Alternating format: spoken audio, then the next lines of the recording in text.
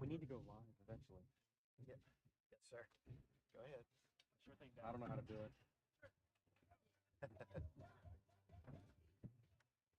And we're going to go live. I'll say hello again, everybody, so-and-so. And then I'm going to give it to you to lead. Or maybe I'll give it to James to do the starting lineup since he's more familiar with the name. Try that. All right. We ready to go live? Yes.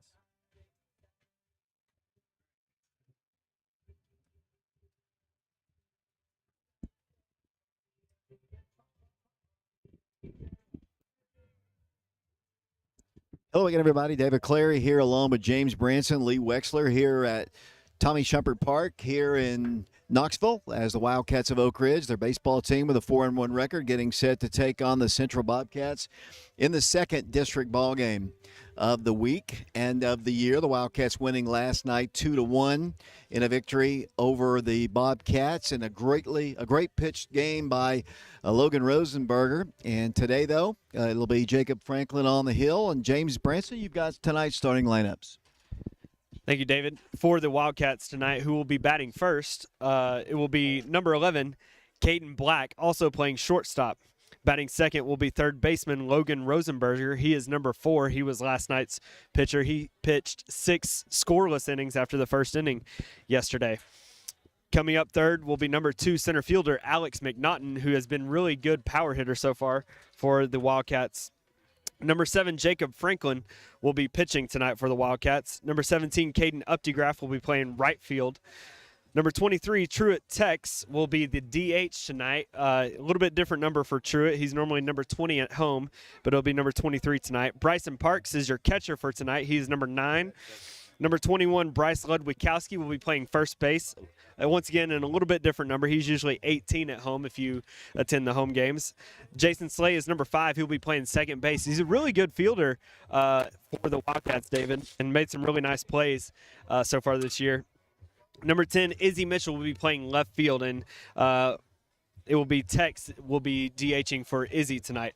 For Central, who will be in the field first, will be number 11, Blake Mccarty. He will be playing third base. Number 10, Ryan Bolton, will be your center fielder for the Bobcats. Number 18, Brody Cranford, will be playing first base. Number 16, Eli DeBusk, will be hitting fourth in your DH tonight. Number 17, Luke Prince, will be playing left field and hitting fifth. Number 21, Trey Lyons, will be right field, and he will be hitting sixth. Brady Ackerman is number 8, who will be playing shortstop. And number 26, Jackson Bauer, is your catcher tonight. He will be hitting 8th. Number 1, Sammy Myers, will be hitting 9th, playing second base. And Will Prince, number 25, is the pitcher for the Bobcats tonight. Join me now is Lee Wexler here. Lee, if you remember last year's ball game when we were here at Tommy Shumpert Park, Wildcats jumped out to a big lead in that ball game and then saw the Central Bobcats come storming back to beat Oak Ridge. I know the Wildcats want to try to avoid that here tonight. Same picture that we saw last year here. Jacob Franklin, Wildcats, if you remember, jumped out to a big lead and just couldn't hold it. Yeah, I think it was a 7-0. They hung a touchdown on them to begin the game, 7-0, and then ended up blowing the game. I can't remember if the game went to extra innings or not, but Oak Ridge ended up losing a frustrating, close game. But, what they need to do to make sure that doesn't happen again is, keep hitting. Don't let up. Don't keep your foot on the gas. And, this is a big district game. Oak Ridge got a big win last night. And, close, low-scoring ball game last night, but got to hit, got to pitch. We're getting ready to have the starting lineups out on the field for the Central Bobcats. I don't know if you ran those down for you. I guess we did. We're going to have the national anthem here in a bit. The Wildcats are lining up on the third base line. This is our first broadcast here on our YouTube channel, Prep Radio. And you might notice on our scoreboard at the bottom where it says period. All 3 of us are baseball guys, but we all know it is innings, but we are not smart enough to figure out how to change it from the basketball scoreboard from period to innings. So you'll just have to deal with that until we get Christian Rosas Rodriguez back on board with us. Definitely missing Christian tonight as he does a great job for us. Just couldn't, unfortunately, make it for us tonight. We're about to have the national anthem here. We are live on our Prep Radio channel. The Wildcats are lined up, as I said. And this is, as Lee said, a big district ball game. You want to win your district ball games. You want to start out strong. The Wildcats won their district game the other night. And now we're going to come to our feet for our national anthem.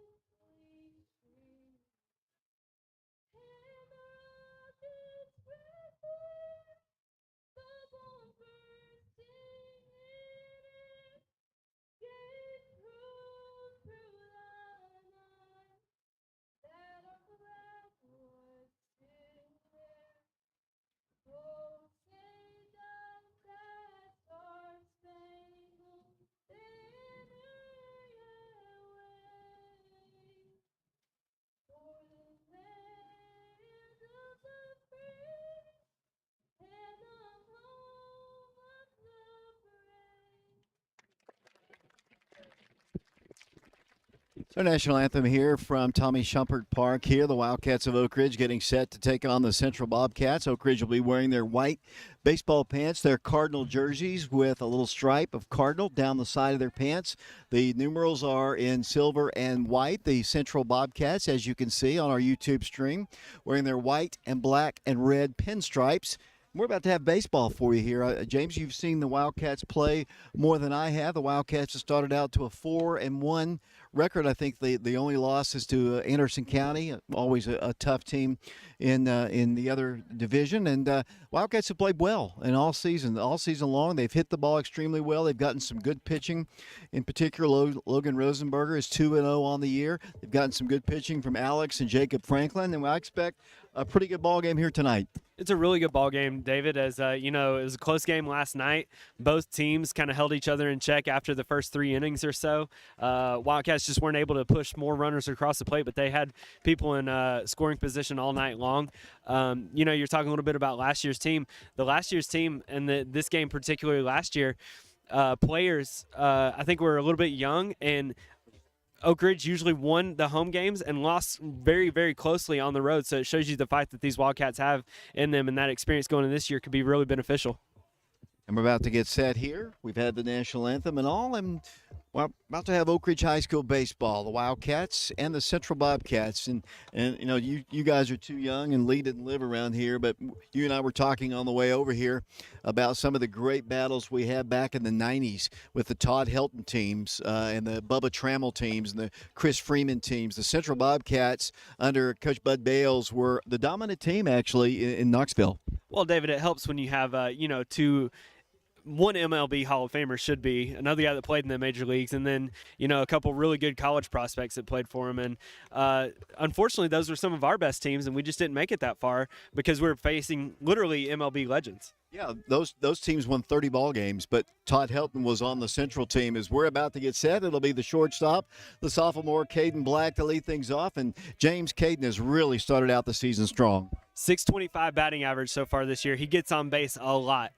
He's a left-handed batter, and here's the first pitch of the ball game, and it's a called strike, and the count is no balls and 1 strike. The pitcher for the Central Bobcats is Will Price. He's a big guy, right-handed thrower, 1 strike pitch. And there for another called strike right at the belt, and Caden falls behind in the count, no balls and 2 strikes.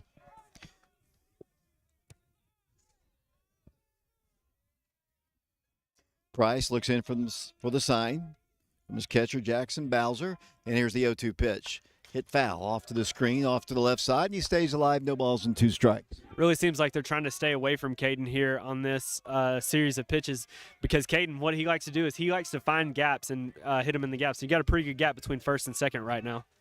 Good speed for the sophomore. He's behind in the count, though. No balls and 2 strikes, just underway. Top of the first inning. Here's the pitch. Cut on and foul tip. He's going to have to throw him out. Here's the throw down the first in time for out number 1. So 1 up and 1 down for the Central Bobcats. And the third baseman, the senior Logan Rosenberger, will come to the plate. Yeah, got attacked with fastballs there. Threw about 3 or 4 fastballs in a row. Got him 0-2 quickly, and then got him to chase with some off speed. We've talked about Logan's pitching, but he's also done a really good job at the plate this year. 375 so far this spring. Foul back to the screen, and the count is no balls and 1 strike. The Wildcats wearing their Cardinal jerseys, as we said. It's kind of a pleasant day here, and we're expecting some bad weather. Hopefully, last night's game went 90 minutes. It was the quickest ball game ever. Hopefully, we'll have the same tonight. Here's the 1-strike pitch. Bounced about a foot in the front of the plate, and the count is even at 1 ball and 1 strike. Why don't you set up the defense for the Central Bobcats? For the Bobcats, at third base, we have Blake Mccarty. Center field, Ryan Bolton. Brody Cranford is at first base. Luke Prince is in left field. Little bouncing ball to the third baseman. High throw, but in time to retire Logan for out number 2. Continuing the lineup, number 21, Trey Lyons, is their right fielder. Brady Ackerman is at shortstop. He's number 8. Their catcher for tonight for Central is number 26, Jackson Bowers. And second baseman is Sammy Myers. Wildcats will step in with the center fielder, Alex Mcnaughton. Mcnaughton has had a very fine start to his senior campaign. The first pitch to him bounced about 3 feet in front of the plate. Yeah, David, he's batting .400 so far, and then one of the home games he's already hit a home run, and last night he scored one of the runs on a double. Heading the count, 1 ball, no strikes. Right-hander comes to the plate. Hit him in the back, and down the first will go Alex Mcdonald, the first base runner of the night for the Wildcats. And I believe he's been hit a few times this year, as it'll send up Jacob Franklin, the pitcher, to the plate. Mcnaughton was intentionally walked twice last night after he doubled off the fence. Jacob is a sophomore player. He's a right-handed hitter. He'll be followed by Caden Updegraff. Mcnaughton with a big lead at first. Here's a pitch, hit foul. Didn't mean to, just kind of an excuse-me swing. Found the bat, and the count is no balls and 1 strike. We are in the top of the first inning here at Tommy Shumpert Park. You know, David, Mcnaughton got hit by that pitch, but it probably did not hurt that much. That looked like a little 65-mile-an-hour eephus that hit Mcnaughton in the backside. So hopefully that did not hurt. That's easy for us to say as the ball's hit on the ground to the second baseman. He flips on to the shortstop, covering for out number 3. So we've played 1/2 of an inning here at Tommy Shumpert Park here. The Wildcats of Oak Ridge fail to score in the top of the first inning. We go to the bottom half. 0-0 our score here on our Prep Radio channel on YouTube. And we appreciate Lee Wexler and James Branson helping us out here. As we said, and we're going to apologize for this, not because we don't know anything about baseball. We want everyone to know that we understand that in baseball you play innings. Our scoreboard says periods because the 3 of us didn't set the scoreboard up, and we'll just kind of keep up with it. Yeah, you know, me, you, and James, you know, we've been getting at it, and hats off to James. I hope our audience knows the hard work James put in to get our streaming set up, so shout out to James Branson for getting our streaming set up. But we just could not figure out how to get period to inning. So on the stream, it will say period 1.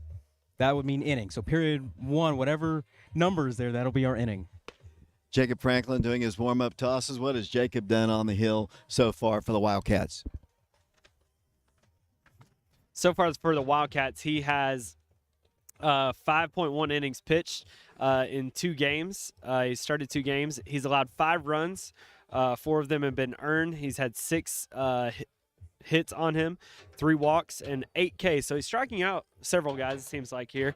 And he's hit 5 people. So control might be a little bit of an issue. He's kind of changed his arm angle a little bit. He used to be a little bit more over the top last season. It looks like he's kind of coming off to the side now, which tails away a little bit more to the righties and into the lefties. Let me ask Lee about that. Lee was a pitcher for the Riverdale Warriors. Lee, you can see a difference really in the arm angle that Jacob comes. Yeah, it seems the difference between this year and last year. I think he's a little more. He's dropped a little more, maybe a little more submarine action. But as a former hitter, I used to hate submarine guys. I just for some reason could not hit him. And when you drop your arm down like that, it puts a tail on your ball. Your ball's running in for a right-handed hitter, so it can make your fastball and your off speed difficult to hit, and it can throw off the hitters. First 3 hitters in the central lineup are Blake Mccarty, the third baseman. Ryan Bolton, the center fielder, will be the number 2 hitter. And Brady Cranford, the first baseman, will be the number 3 hitter for the Central Bobcats. We were talking about the tradition of Central. You know, it's kind of shifted over to Farragut in the last 15 years or so. But as I said, Central was the dominant team in Knoxville. Very dominant and really had a run of players there. As Donnie Sharp, who's listening to us, pointed out, as some of Oak Ridge's best teams just happened to be in those Central years. Bryson Parks is the catcher here, and the first pitch of the ball game was a ball. 1 ball, no strikes, the count. Jacob is a sophomore, working quickly. The pitch is down low, right at around ankle level, and the count is, I believe, 2 balls and no strikes. Central dugout making a little noise there to our right. Jacob comes in. There's a called strike right at the knees, and I believe the count now, it is 2 balls and 1 strike. I see it up on the scoreboard now. Lady helped us by letting us plug into her system here. Here's a 2-1 pitch hit into the gap to left center field and deep, and Mcnaughton and Slay can't catch up with it. It's going to be rounding second and heading towards third. It'll be a leadoff triple for the Central Bobcats, Blake Mccarty, and he hit the ball well to the opposite field, I believe, there, and it's a great start for Central. Yeah, he was a lefty. He hit it to left center field right in the gap between Izzy Mitchell and Alex Mcnaughton. Just nobody could get to him there. And, this is where Central really did most of their damage last night. They had runners early, and they got one across in the first inning, and then Oak Ridge was able to come back after that. Center fielder Ryan Bolton is the batter here, and the first pitch to him is about shoulder level. 1 ball, no strikes. Lee, that ball was hit well. Yeah, it was. Good piece of hitting. He went backside. He's a lefty. Took it out to left center. I thought the ball was going to carry out of here, but it stayed in, and it's a leadoff triple for Central. That pitch is outside. Nice start there by Parks. And the count is even. Well, I thought it's even at it's going to be 2 balls and no strikes. No score here. We're in the bottom of the first inning here at Tommy Shumpert Park. Beautiful facility here. And that pitch is inside and low. And the count on the scoreboard is 3 balls and no strikes. One thing that's going to be important for Jacob Franklin as we go on here is getting ahead in the counts. He's fallen behind for the first 2 batters here so far. Jacob comes to the plate. There's a called strike right at the knees. And the count now is 3 balls and 1 strike. It's a pretty top-heavy group here for Central. They get really hit well and get on base. After about batter number 5, it kind of falls off for them. Runner at third, leadoff triple. Here's the 3-1 pitch, hit foul. And over out of play onto what appears to be a small football field. There are soccer fields all around here. There's softball fields. There's rugby fields. There's all kinds of things to do here. He's kind of worked the count full now, 3 balls and 2 strikes. Franklin comes to the plate. There's a called strike, and that is out number 1. Nice pitch there by Jacob Franklin, and he catches Bolton looking. Yeah, I just don't think Bolton was expecting an inside pitch there from Jacob, and that's hard to combat there as, Jacob's coming from the right-handed side and makes it hard for him to fend that off. Batter now will be the first baseman, Brady Cranford. Jacob is a right-hander. He comes to the plate. First pitch is a fastball called strike. Lead, Jacob beginning to find a little bit more of the strike zone.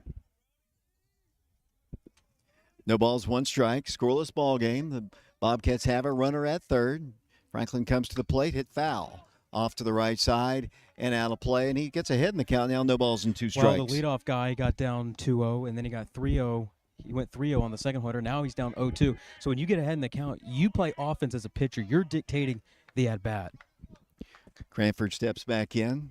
Franklin checks the runner at third, comes to the plate, hit on the ground. 1 hop to the first baseman, takes a funny hop, and it goes off his body, and they'll have the run in, and they'll have a runner at first. The ball took a funny hop and hit Ludwikowski, I believe, in the chest, and he couldn't quite field it, and it's 1-0 Central. Yeah, Bryce just had his glove down about waist level and wasn't able to flip his glove back up normal. Otherwise, if he had flipped it back up and kind of caught it right in the chest, easy out at first base. But unfortunately, the runner scores there from third. I think the runner was going to score anyway on that one. It's 1-0 Central. The designated hitter, Eli DeBusk, is the batter, and here's a throw down, a stolen base attempt, and he's in there with a stolen base. So the Bobcats have another runner in scoring position with 1 out here. They have plated 1 run here in the bottom half of the first inning to take a 1-0 lead over the Wildcats.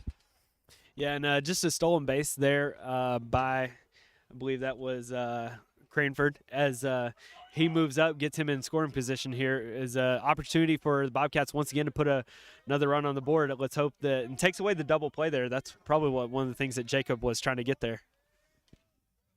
1 out here. Jacob checks the runner. Looks back at Black at second base. The ball is hit foul. Once again off to the right side. Ludwikowski is the first baseman. Wildcats have at shortstop, they have Caden Black. The second baseman for Oak Ridge is, I guess, Jason Slay. The third baseman is Logan Rosenberger. The outfield consists of Izzy Mitchell in left, Alex Mcnaughton in center. Caden Updegraff is the right fielder. Jacob Franklin comes to the plate, hit foul. Over to the screen here on the visitor side, and the count now is 1 ball and 2 strikes. One of the things that happened in that ball game where Oak Ridge lost after having a lead 7-0 was errors, infield errors, and we've already seen 1 on Oak Ridge in the infield so far. Jacob checks the runner back at second. 1-2 pitch. Hit in the air softly. The shortstop back on it. That Slay makes the catch, throws back to second. That's a double play. So some bad base running there by the Bobcats with just a soft little pop on the infield. A nice catch out there, and the Wildcats turn the double play. Yeah, it's a really, odd double play there. Just I guess that'd be a 4-6 double play just to pop up to Jason Slay, able to field it, who had an incredible play the other night, David. I know you weren't there. It was a home game, and you were on the road traveling. Got to see a Tennessee game. But Jason Slay dove for a ball, rolled over on his seat, and then threw it to first base, got it out. So Jason Slay, a very rangy player there, and, just got another little pop-up and tossed it over to Caden Black for 2. We've played one complete inning here from Tommy Shumpert Park. The Bobcats score 1. We go to the top half of the second inning, 1-0 Central. We're on YouTube on our Prep Radio channel. As we flip it over to period number 2. That's Lee working the scoreboard there. Lee, innings. In baseball, it's innings. Yeah, David, we do a lot of football, we do a lot of basketball, but baseball, I don't know about you, is my sport. Yeah, I help you out a lot, but this is our sport, and we understand that it is inning. We've been watching and playing baseball our whole lives, and we just could not figure out how to get period out of there and display innings. So we will have to work on that for the future. We'll have to get maybe Christian Rosas Rodriguez or Neo Tate or somebody who knows what they're doing so they can help us out. Caden Updegraff, Truitt, and Bryson Parks will be the first 3 hitters, and hopefully more in Coach Travis Free's lineup. The Wildcats trying to win their 5th ball game, trying to go 2-0 in district play. And Caden's done a really good job as he started out his senior year. Had a little bit more time. Unfortunately, basketball didn't last as long as it did a year ago when the Wildcats went to the state tournament. So Caden, who was a little bit behind to start the season last year, got a chance to kind of get his feet kind of set on baseball.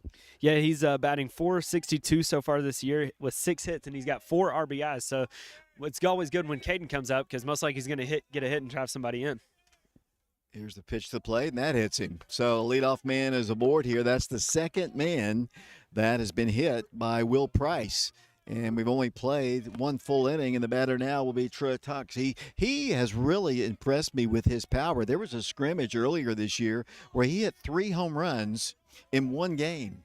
Didn't play last year, was injured for the most part. Remember the Oak Ridge football team, got a few starts on the line. He's a big boy, and he takes a strike, and the count is 0-1. Yeah, he had a little bit of an injury earlier in the year, too. I believe at Cookeville, he had a broken nose or something happened with his nose, so he had to sit out a game earlier, but we're really glad that he's back now.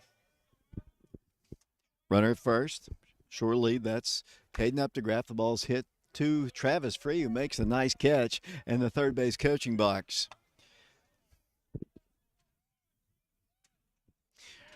Right-handed hitter. Caden takes his lead off of first. 1-0 Central as we play here at Tommy Shumpert Park. The pitch bounced to the front of the plate, and the count is now 2 balls and 1 strike. Yeah, Truitt this year is batting .375. He's got 6 hits, or 6 hits and 5 RBIs as well. So really good with Truitt driving in runs too. Updegraff, a short lead. He's going. The pitch is a called strike down low. It's a bouncing throw down the second, and Caden's in with a stolen base. The Wildcats have a runner in scoring position. The count will be 2 balls and 2 strikes. Okay. Caden, not a huge lead there, so it was a little bit surprising that he took off there, and I believe Caden Black's father would like him to slide on that one, maybe go in with a little bit more aggressive slide there at second base. 2 balls, 2 strikes. Trip back in. Here's the pitch to him. Cut on and missed, and that is a strikeout, and that is out number 1 here in the second inning. The batter now will be the catcher, Bryson Parks. Bryson Parks on the season for the Wildcats is batting .400. He's got 6 hits, 2 RBIs, and 15 plate appearances. Will Price is the pitcher for the Central Bobcats. Caden takes his lead off of second. He's in scoring position. And the pitch is up high to the catcher, Bryson Parks, playing his senior campaign for the Oak Ridge High School Wildcats. He'll be followed by Bryce Ludwikowski, first baseman. We'll talk more about Bryce here in a minute. Parks stands back in. 1 ball, 1 strike. Actually, 1 ball. Runner going to third on a stolen base attempt, and I think he's going to be out. Went head first on the steal, and Caden is gunned down at third base. So the Wildcat, that erases the base runner, and the Wildcats down 1-0. Bat here now with 2 outs. Yeah, it's a little odd taking off there, trying to take third. A single would have scored him. Caden, I think either way there. Pitches high and inside. And I believe the count is 1 ball and 1 strike. You've done the scoreboard before, James. I know it's tough to keep up with. Here's the pitch to Bryson. Pitch is a called strike. Price, when I was watching him warm up, he didn't look like he had a lot of control there, but he's kind of managed to throw strikes here, with the exception of the 2 guys that now have bruises on their backs. Here's the pitch to Parks. That's high and inside, and that's ball 4. So down the first will go Bryson Parks. We're going to have to kind of maybe keep up a little bit better with the ball and strike count. She's doing her best to try to keep up with it. It's not the easiest job to do, and she's probably a volunteer. Here comes the first baseman, Bryce Ludwikowski. I went to practice. I guess it was during basketball season. I know we're going to have a runner for the Wildcats here. The runner should be Bryce Davis coming in for the Wildcats. And the first thing I noticed about Bryce, and this is my first look at a game for the Wildcats here, is how he has trimmed down considerably. And I know that's probably something he's really worked hard at. Runner first, and the pitch to him is a called strike. Bryce played mainly first, did some DHing a year ago, but like I said, he has really trimmed down. He trimmed down, and, credit Coach Free in the weight room and the workout that they have him do. And really, it wasn't Bryce losing weight, but it was adding the muscle back onto Bryce to get him hitting and running and throwing in his normal, what he had been doing for so long. We are in the top half of the second inning. Central has the lead over the Wildcats. 2-0, both dugouts making noise here. Bryce stands in. The pitch to him is hit on the ground, on the infield, fielded, and he touches the base at second, does the shortstop, and that is out number 3. Wildcats pick up a couple of base runners, but they leave one stranded. We go to the bottom half of the second inning here at Central's home park at Tommy Shumpert Park. They've never had a field, James, at their school, at least in my lifetime, where it's located in Fountain City. They used to play at Fountain City Park, which is probably about a mile away from Central High School. Well, this park is a good ways away from Central. It's a good ways away, and up at Central, there's it kind of sits up on a little hill there. There's not a whole lot of room back behind the school, and most of what you see as you drive up there is the football stadium that sits. That's like the first thing you see. There's the big hill and the football stadium sitting on top, and so that's where track and softball not softball, but soccer and football is played. And so they have to kind of send their sports elsewhere just due to the size of the campus. We're in the bottom half of the second inning. As you can see on our scoreboard, it is 1-0. If you're watching on our live stream on Prep Ready, our first broadcast of Oak Ridge High School baseball, people are telling us a little bit about the sound, maybe being a little off with the video. Don't really understand how that works, but, Lee set it up. No, actually, James set it up here.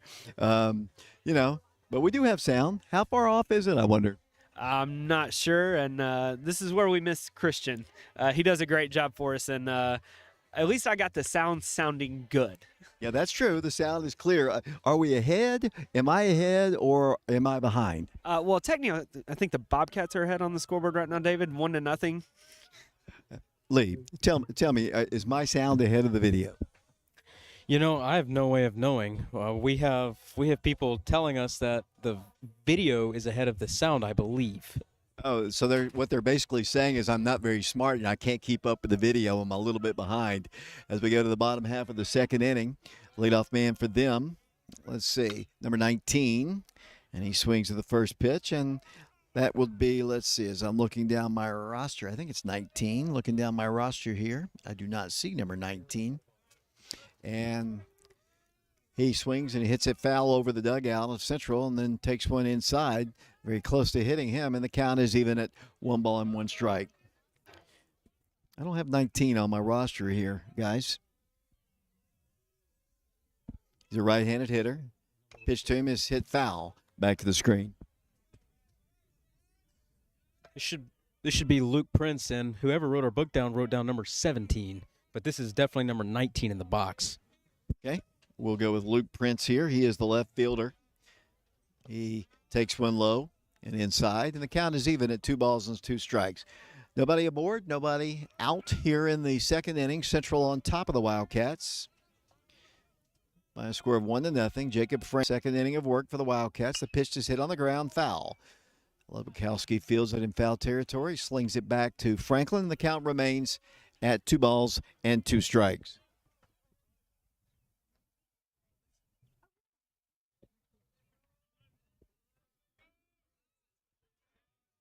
Jacob Franklin.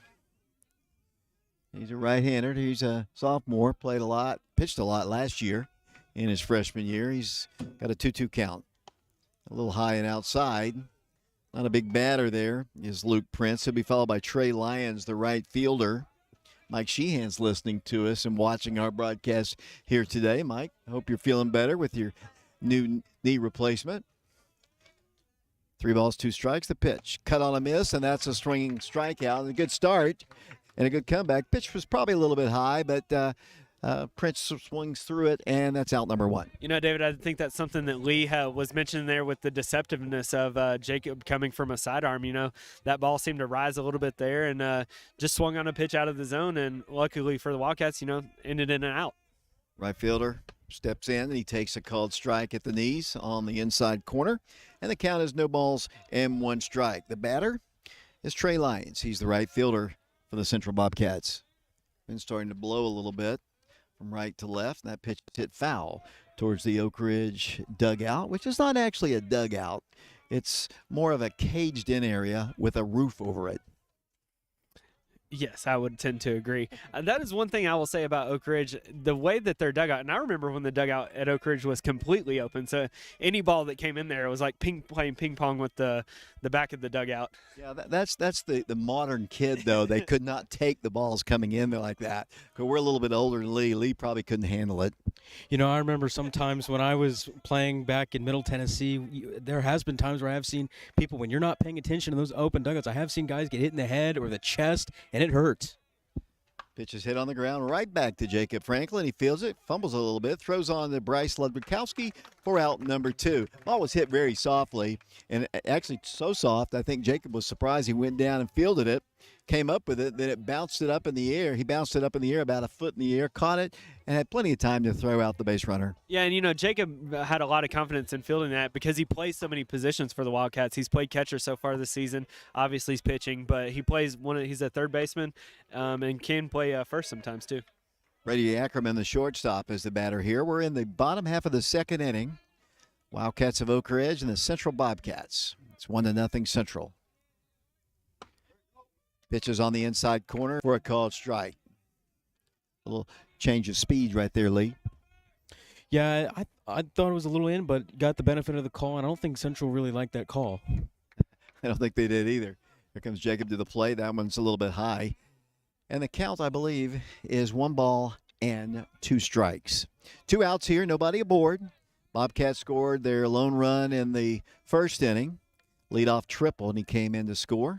Cut on a miss, and that is strike 3, swinging 3 up and 3 down for the Central Bobcats. So a much better inning for Jacob. Not that he pitched poorly. He had the one long hit in the first inning, then a bounding ball to the first baseman, which scored the run, but good second inning for Jacob Franklin. Really nice pitch there to close that inning out because, you know, I don't think the batter was expecting. He kind of swung a little late, and Jacob came with a little bit of speed there on that last pitch, and very nice setup by him and Bryson Parks there to end the inning. I'd like to thank J.D. Lambert. He is the athletic director here at Central High School. He allows us to stream. There are a lot of places that don't allow us to stream. In fact, the Wildcats will be heading up to Kingsport Dobbins-Bennett this weekend. I believe it's a Thursday ball game. I think they're going to play 3 ball games. At least that's the schedule in Upper East Tennessee. I think Tennessee High Bristol will be a Saturday ball game. I believe they play a Friday ball game against either Davy Crockett or Daniel Boone, one of those Pioneer guys.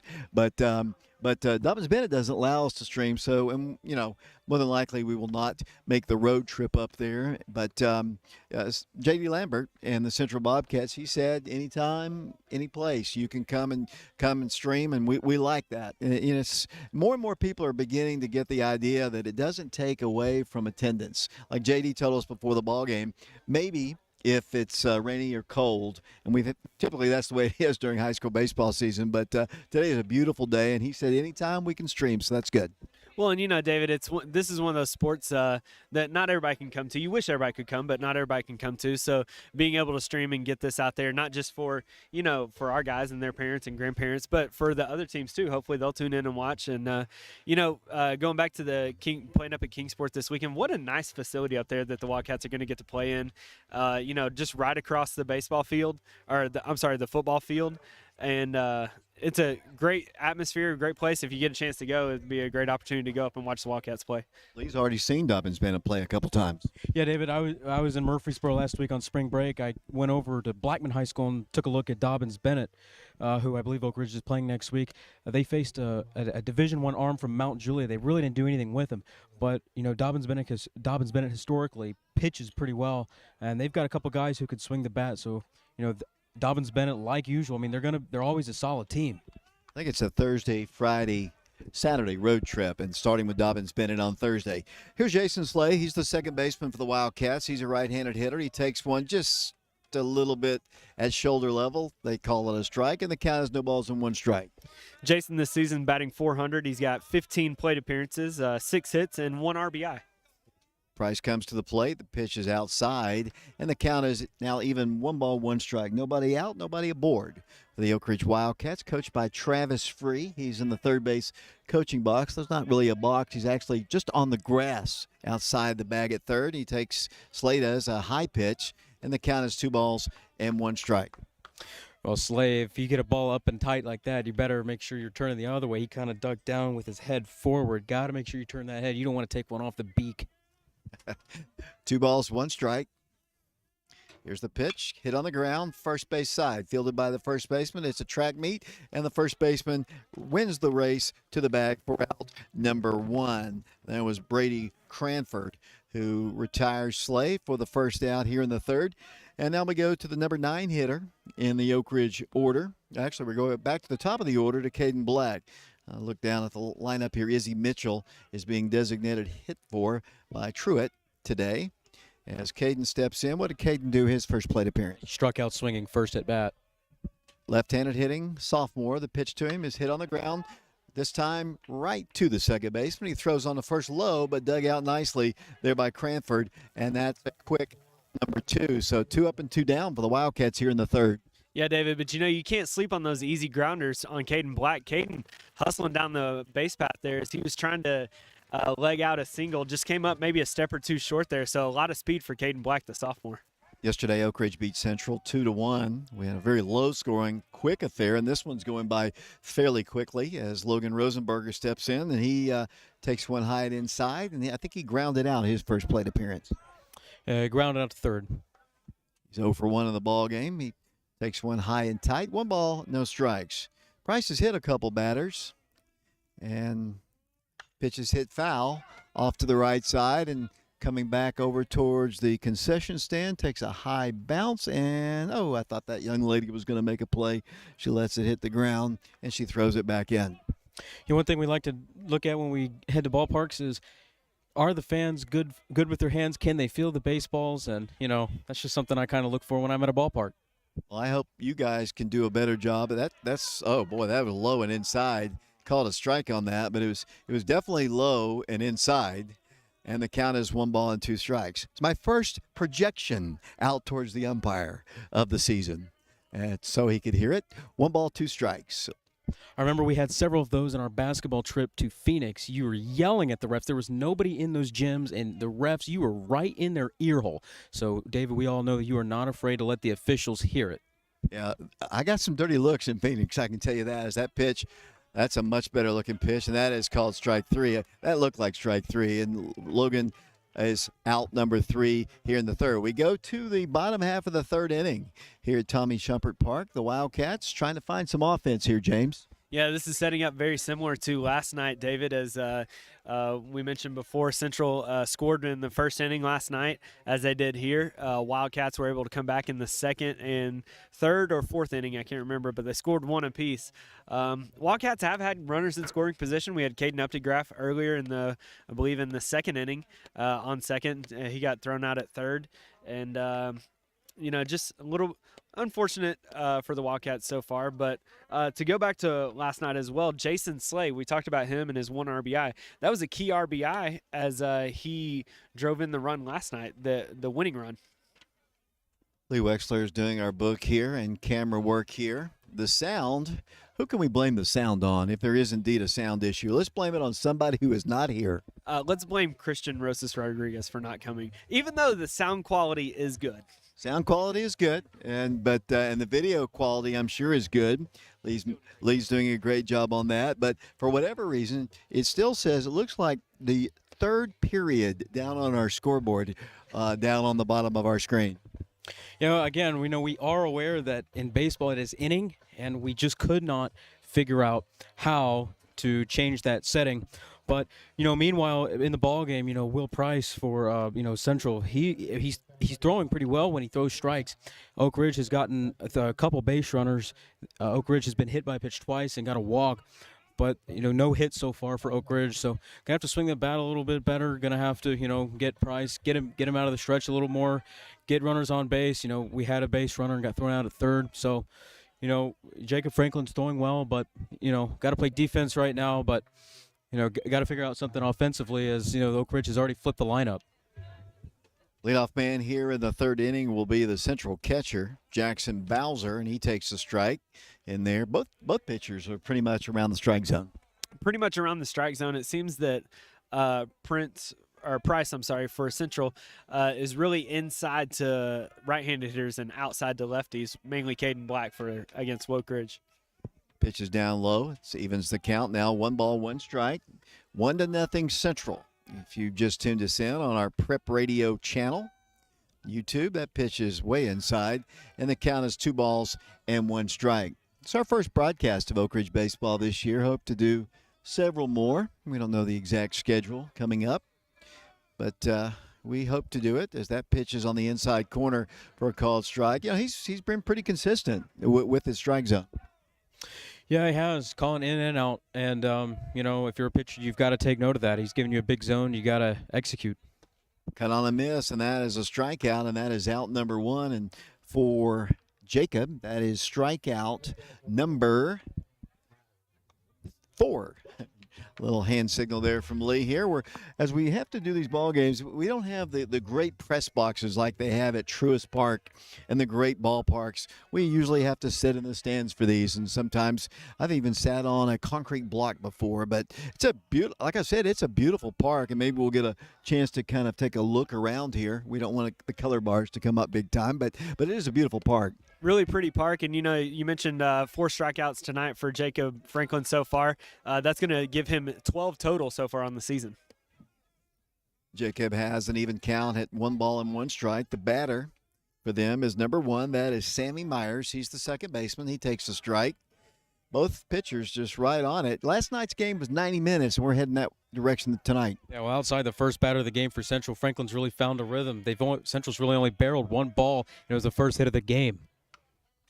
Kind of an try to stay alive swing there, and he fouls it off to the screen, and the count is 1-2. It's a very similar setup for Oak Ridge and Central, almost a mirror image of last night. And, one thing, it seems like they saved their second arm, or their best arm, for the second game. Once again, a kind of an swing on an inside pitch, and the count remains at 1 ball and 2 strikes.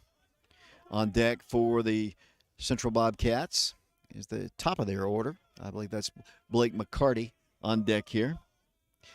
Right-handed hitter.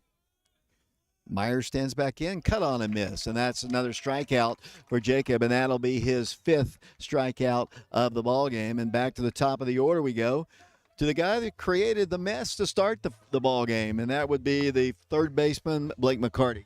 Yeah, first at bat, first hitter of the ball game, drove a ball out to left center field, ended up getting a triple, and then scored on a ground ball to first. Franklin has the sign from Parks. The pitch is low and outside, and the count is 1 ball and no strikes. As going back to that first hit of the game, David, it's pretty impressive that Mccarty was able to leg out a triple there, especially since he's a left-handed hitter, and it traveled to the left center field, and able to get it all the way around Diamond's pretty impressive. Pitch is hit foul back over the top of us and out of play. Evens the count at 1 ball and 1 strike. One thing that I noticed, and it hasn't really come into play yet in this ball game, when I went out on the field before the game, that grass has got to be 4 or 5 inches tall. It is really going to be a slow track out there. I'll come to Lee here in a second here. Pitch is a called strike. Yeah, that was one of the very first things I noticed when I was walking into the park. I was like, the grass, it looks nice, but it's very thick. And what that means that the ball, when it travels on that grass, it slows down. The thickness of the grass slows the ball down when it's on the ground. Ball's hit foul over top of the Oak Ridge dugout to our left on the third base side, and the count remains at 1 ball and 2 strikes. Ryan Bolton is on deck for the Central Bobcats, but somehow McCarty's going to have to reach base. 2 outs here, nobody aboard. Jacob Franklin with the 1-2 pitch. A little bit low. That evens the count at 2 balls and 2 strikes.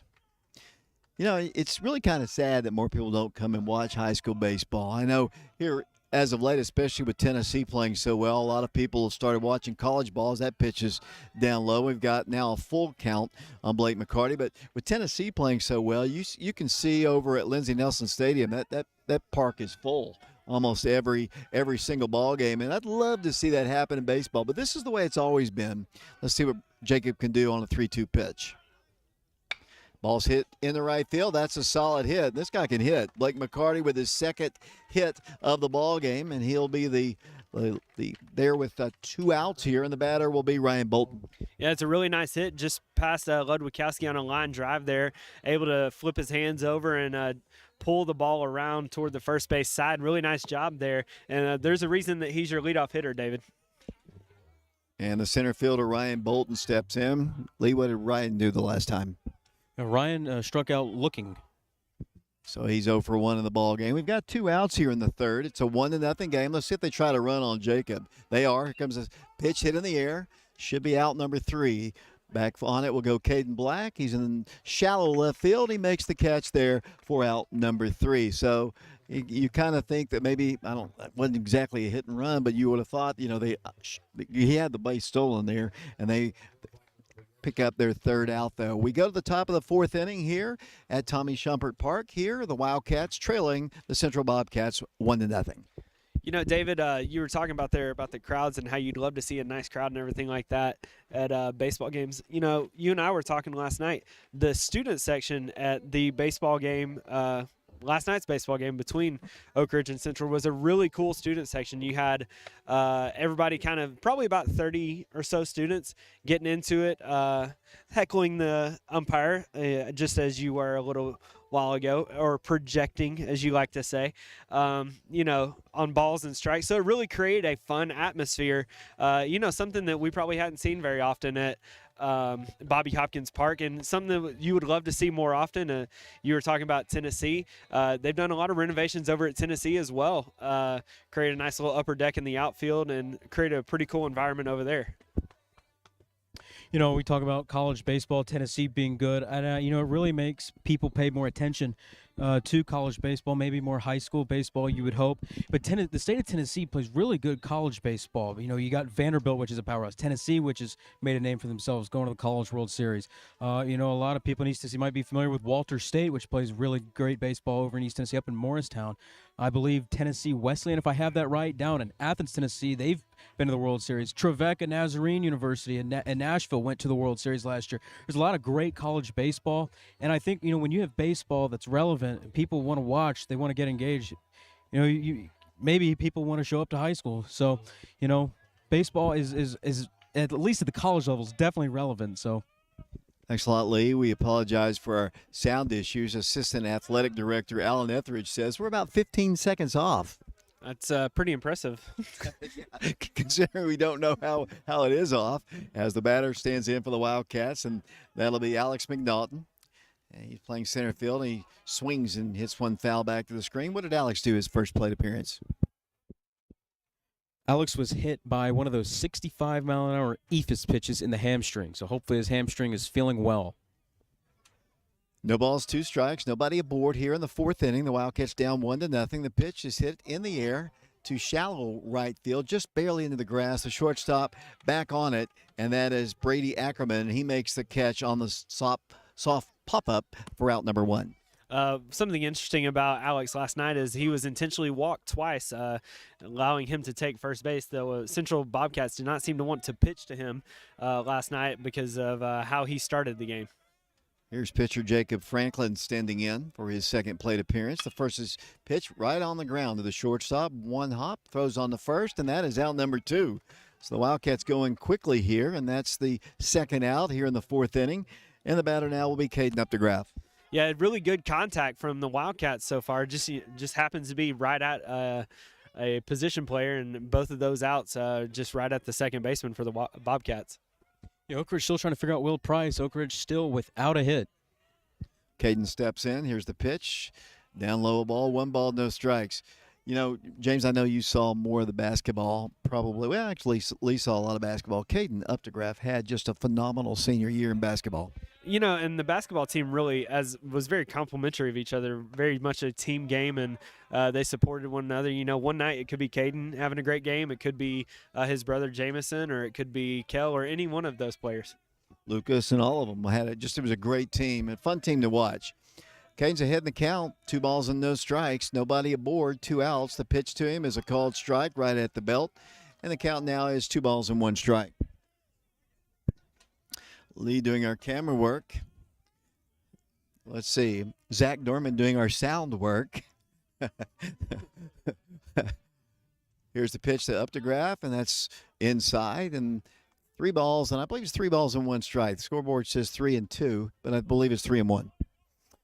Yeah, we'll see what happens. The umpire, they know the countdown there. We're kind of paying a little more attention up here, so I'm not really sure what the count is right now. But Caden was hit by a pitch last at bat. You know what we need to do is actually, as that pitch is high, and that is ball 4. So we got the 3 balls right, and Caden is on board for the second time in the ball game. 0 for 0, but twice on base as he stole second base last time and got thrown out trying to steal third. So let's see if the Wildcats try to send him to get him in scoring position as Truett Tex comes up. Tex is the designated hitter for the Wildcats. Struck out his first plate appearance. Brings a lot of power to the plate for the Wildcats, and he takes the ball. 1 ball, no strikes. Catcher out to talk to Price out there. He's gotten a little bit wild here in the 4th inning, but, the Wildcats jumped on like Jacob. He jumped on the first pitch and grounded out, and then we had a soft pop out to the shortstop of the first out.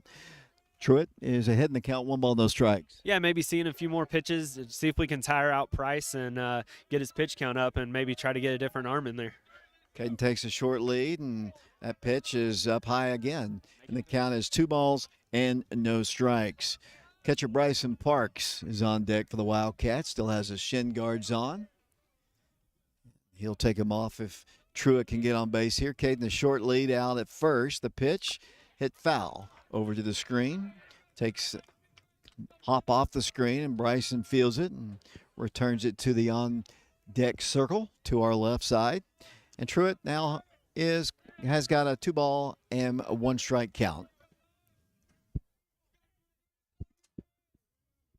Caden, once again, a very short lead. He stole a base back in the 2nd inning. That pitch is low and outside, way outside, in fact. So the Wildcats perhaps about to get their second base runner. Caden stole a base, stole second in the 2nd inning, but then got thrown out trying to steal third. One thing I've noticed is lead's a little short. I've been wanting to see if he's going to take off. If he is going to steal, one thing I'd like to see is maybe get a little bit bigger lead because, the rate of you getting picked off in high school baseball is very low. I'd like to see him get a little bit bigger lead. Here's the pitch to Truett. The ball's cut on and missed. And the count now full, 3 balls and 2 strikes. You know what Truett wants to do? He wants to send one up on that bank up there where there's several fans watching out in left field. 3 balls and 2 strikes. Yeah, obviously he's swinging like he wants to send it over the fence, but, just need to make a smart decision here at the plate on this next pitch. Caden will be going on the pitch, and he is. The pitch is down low, and that is ball 4. So the Wildcats have runners at first and second with 2 outs. So after getting the first 2 batters easy, Price has allowed 2 base runners now. Let's see what catcher Bryson Parks can do on this one. Bryson Parks so far on the season is a 400 hitter, 15 plate appearances, 6 hits, 2 RBIs. So he's been able to come up with some key hits here and drive some runs in. The Wildcats could potentially, or Central could potentially walk Bryson here just in case because Bryce Ludwikowski is due up after that, and Bryce was out the last time this part of the order came up. Looks like we're going to have a switch here. The Wildcats are going to get a runner in. Let's see if that is Alex Franklin coming in to run, I believe. And now he returns back to the dugout here. I thought he was coming in. Let's see if somebody else emerges from the Oak Ridge dugout. What did Bryson Parks do his first plate appearance? He walked. He walked. Okay. And Wildcats still without a hit in this one. There's an opportunity here with a runner in scoring position. The Wildcats had a runner at second. Now the Wildcats will get another runner out. It'll be Riley Rehill who is coming in to pinch run for the Wildcats. He's come in and played several games. To my count, it would be 2 that he's come in and pinch run. He'll be the runner at first base. There are 2 outs. Caden got thrown out trying to steal third with 1 out. His last time he was on base here. Bryson Parks takes a fastball in there on the inside corner for a called strike, and he's ahead in the count. No balls and 1 strike. Parks plays catcher. He is a senior for the Wildcats. On deck for Oak Ridge. Let's see, Ludwikowski, I believe. Caden takes a lead off of second. Pitch to Parks is high and outside. That is a ball. Evens the count at 1-1. Yeah, you know, David, if one of these pitches gets away from the catcher, it'll be hard for the Wildcats to kind of run on that. They have a short backstop here. The ball could come back pretty quickly, unlike Oak Ridge. Oak Ridge has a pretty lengthy backstop back behind at Bobby Hopkins Park. Unless it gets caught in the grass there, which is deep, as that pitch is inside. Nice play by the catcher. And Bryson's ahead in the count now, 3 balls and 1 strike. My name is David Clary, along with James Branson, Lee Wexler. A lot of people watching us right now. Kind of a surprise broadcast. We kind of basically just decided to do it. Lee says the count is 2 balls and 2. There's 22 people watching. 22 people watching. That's pretty good. The ball is hit on the infield, shallow. Catcher fields it. It's going to throw on the first and in time for an out. I think Bryson thought the ball was going to go foul. He didn't immediately take off towards first. Maybe if he does, he might have beaten the wrap there, but it's out number 3. Oh, I thought the ball was fouled off his foot. I think that's what Coach Free could be arguing. I thought it hit him I thought it maybe fouled off his foot, but doesn't look like the umpire's going to hear it. Going to have any from Coach Free. So, well, the field umpire just shook his head. No, I guess he didn't see it that way, or he didn't see it is probably more like it. But we go to the top of the 5th inning here. The Wildcats are down by only 1 run, 1-0. The Wildcats still without a hit. Yeah, David, that last hit, I guess, or attempted hit by Parks, kind of squirrely little hit, cue ball hit right off the right in front of the plate, and I think Bryson was unsure about it. I think even it caught the catcher off guard. Bowser for Central, he didn't react immediately. I think the only person that really reacted at all was Coach Free, who was just yelling, "Go, go, go!" So trying to get offense moving there. Really just need to pick up some hits. We've had base runners, just got to capitalize on those base runners. Let's go to Lee here. Lee, we haven't had many base runners. Kind of explain how they scored their first run and the only run so far in the ballgame.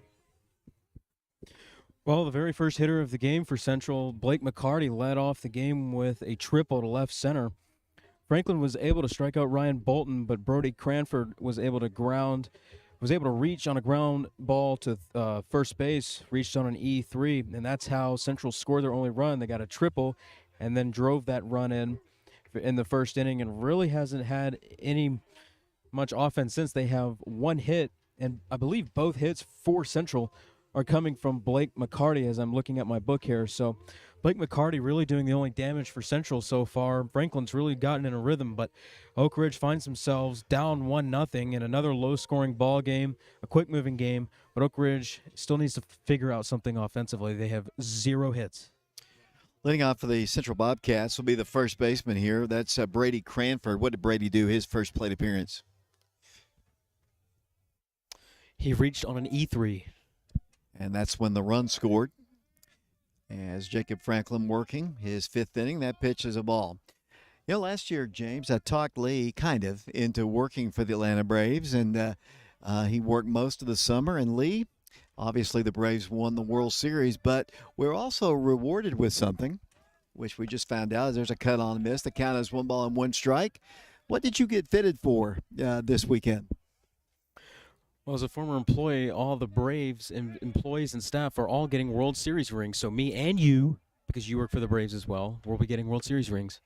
There's a called strike, 1 ball and 2 strikes. James, who does not work for the Braves, will not get a World Series ring.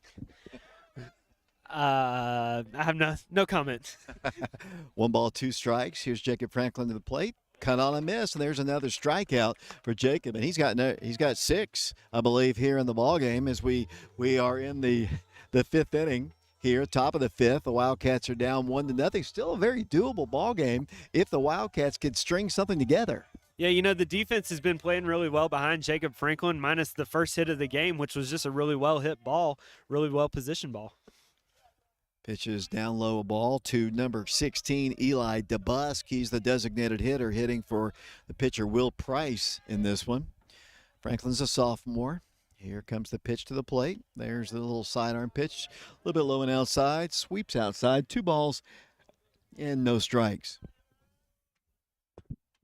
We're on our YouTube channel. People have told us our sound's slightly off. And, you know, that pitch is hit foul off to the right side and out of play.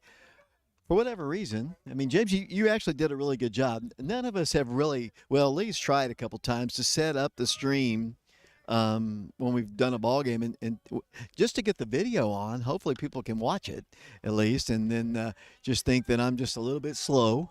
I think, you know, but people have told me that all my life, James. Yeah, just turn us down. Don't pay any attention to us. Just watch the game. Don't listen. And you can see the change of the period on there as well. As the pitch is outside a ball, I believe the count is full. 3 balls and 2 strikes. DeBusk will be followed by Luke Prince in the lineup for the Central Bobcats. Jacob comes to the plate, cut on a miss, and there's another strikeout, and that is number 7 for Jacob Franklin. So Jacob has his stuff going. Boy, you know he'd love to have that triple back. You know, he'd love to have that back. And, you know, because he's pitched so well here, these 4 innings, he's now up to 15 total strikeouts on the season for the Wildcats. Here's the left fielder. Once again, that is Luke Prince standing in. He hits the first pitch to Slay, who throws on the first, and Ludwikowski makes the grab, and that is out number 3. So another easy inning for Jacob Franklin and the Wildcats. We go to the bottom of the top of the 5th inning. I've lost here. Top of the 5th inning here, the Wildcats. See, I keep looking down there. I keep seeing periods, and that's an afternoon ball game. So it's always good to go out of your area and play other teams. Play other competition and play, you know, some tough teams that traditionally have been pretty well. There's a lot of good baseball played up there, especially Kingsport, as, you know, Lee had mentioned a little bit earlier. You know, Lee's Riverdale Warriors, I think, went to Alabama over the weekend, so that's kind of another nice trip. When I was in high school playing ball, we went to Florida basically for spring break, and we played all over the state. We were getting on a bus and driving here and there and there. We played a doubleheader, believe it or not, with the Boston Red Sox during spring training, which is, to me, is still one of the highlights of my baseball ever, because we played on the same field with the Boston Red Sox. And I'm going to give away my age here, but Carl Yastrzemski was playing for the Red Sox back in the day. I would not have wanted to face Yaz. Well, we got a chance to go to some spring training ball games, so it's always good, like the basketball teams go off and play other competition. First pitch to Ludwikowski is a high pitch. It's a ball, 1 ball, no strikes to count. And Carl Yastrzemski's grandson is actually in the major leagues right now, so if our audience is wondering how old David is, that should give people an idea. There's a called strike, evens the count at 1 ball and 1 strike. I've told this story so many times, but like I said, we were actually staying in the same hotel with the Boston Red Sox, and Don Zimmer was part of their staff, and any Oak Ridge or any baseball fans would know who Don Zimmer was. And I'll come back after and finish my story here. 1 ball, 1 strike. Pitch is hit foul back to the screen by Bryce. But I remember we were walking around the hotel, and there was a big laundry room in there, and the Red Sox were washing their jerseys in the same I guess laundry that anybody else could use. And I'll come back to that here. 1 ball, 2 strikes to Bryce. Pitch is a called strike, and that is a strikeout looking, and that is out number 1 here in the 5th. What I remember, and why I remember Carl Yastrzemski playing for them, his jersey was going around in the dryer, and we were looking at each other. It would be so nice to have a Carl Yastrzemski jersey, but obviously we were good Oak Ridgers, and we didn't do that. As the Wildcats still down 1-0, 1 out here, nobody aboard here in the 5th, and the batter will be for Oak Ridge. That'll be Jason Slay, the second baseman. Top of the order, and Caden Black on deck. Wildcats need to get going here. Offensively, we're getting kind of late as that pitch is cut on and foul tipped back into the mitt of the catcher, Jackson Bowser, and the count is 0-2. You know, David, I was just thinking you better stop talking so much about the Red Sox. We have an athletic director that is not very fond of that team. Yeah, we'll talk about that here in a second. Here's the pitch cut on a miss, and that's a swinging strikeout, so that's back-to-back Ks for their pitcher, Will Price. And back to the top of the order we go to the shortstop, Caden Black. Caden yet to reach base in the ball game. And has struck out and grounded out to second in both of his appearances. Came in batting over 600. Needs to get on base here, and he squares the bunt and puts a perfect bunt down, and that's going to be an infield single. That is the first hit of the ball game. And you know that Will Price, who's throwing a no-hitter, hates that the one hit is a bunt single, but a perfectly placed bunt on the high grass in the infield, and that is a 2-out base hit for Caden Black. Yeah, and Caden's got some speed. He could possibly, take a base here and put another runner in scoring position for the Wildcats. And Caden, being a lefty, able to just push that bunt right down the third base line, right in the spot where Price couldn't get it, nor could the third baseman. So credit to Caden Black there, being a lefty and just being able to get right out of the batter's box there. And Will Price didn't seem too happy about that. Lee, your thoughts on that perfect bunt there by Caden? Well, something's got to give we're in the top of the 5th and there's 2 outs. Oak Ridge without a hit, so Caden Black, excellent idea there. That was well executed. You're going to lay one down right there to get it for a hit. You've got to put that thing on the baseline or down the line. That's exactly what he did. Will Price had no play. He couldn't get off the mound, and he fell over to the left side. So when that bunt is on the third baseline, he just has no play. Third baseman Logan Rosenberger steps in. Caden with good speed, a big lead down at first, and the pitch is at the belt for a called strike. Logan didn't like some of the calls against him in his last plate appearance. What has he done today? He has grounded out to third and struck out looking. No balls, 1 strike. Caden Black, sophomore, takes a really big lead. He's going to second, and there's no throw. No way in the world that Caden Black is going to be thrown out. That is a stolen base. So the Wildcats have the tying run in scoring position. That's something that Price has really kind of done all night. At least one pitch every batter is kind of a pitch outside. Perfect pitch for Caden to run on. It wasn't an off-speed pitch, but Caden's so fast, and that pitch outside, there's just no way, as you said, that he's going to be thrown out. Logan with a 1 ball, 1 strike count. Black at second. The pitch is hit in the air. Shallow right field. The shortstop, actually the first baseman, calls for it and makes the catch for out number 3. The ball wasn't hit as well as I thought it was, just a soft pop-up in the infield. So the Wildcats have their second man in scoring position, and once again, the Wildcats leave a runner stranded. We go to the bottom half of the 5th inning here at Tommy Shumpert Park. Central still on top of the Wildcats by a 1-0 score. David, obviously we can't play music here on YouTube, but this is about the time in the game. If we were at home, we might be playing Sweet Caroline just to get the fans and everybody revved up about the 5th inning stretch here in high school baseball. So I'm in Indianapolis, Indiana, or Atlanta or someplace, and obviously you are running the music at Bobby Hopkins, and I get a call from our athletic director, Mr. Joseph Gaddis. He calls me and asks me, "Are you up in the press box?" And I said, "No, sir. I am wherever I was. I think I was in Atlanta. I'm in Atlanta." I said, "Who I won't use some of the language, but who is playing that song over the PA system? And I said, that would be Mr. James Henry Branson is up there playing the music up there. And anybody who knows Coach Gaddis knows he is a diehard Yankees fan. And the Red Sox play Sweet Carolina, I believe, in their 7th inning stretch. That's a big tradition for them, And big tradition for them, and he wasn't too happy about that. No, and he likes to text me to make sure I turn the song off as soon as he hears it as well.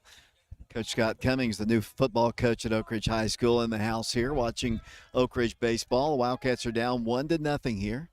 Cut on a miss. The leadoff man for them is the right fielder, Trey Lyons. Lee, what has Trey done in the ballgame? He grounded out to the pitcher and is only at bat.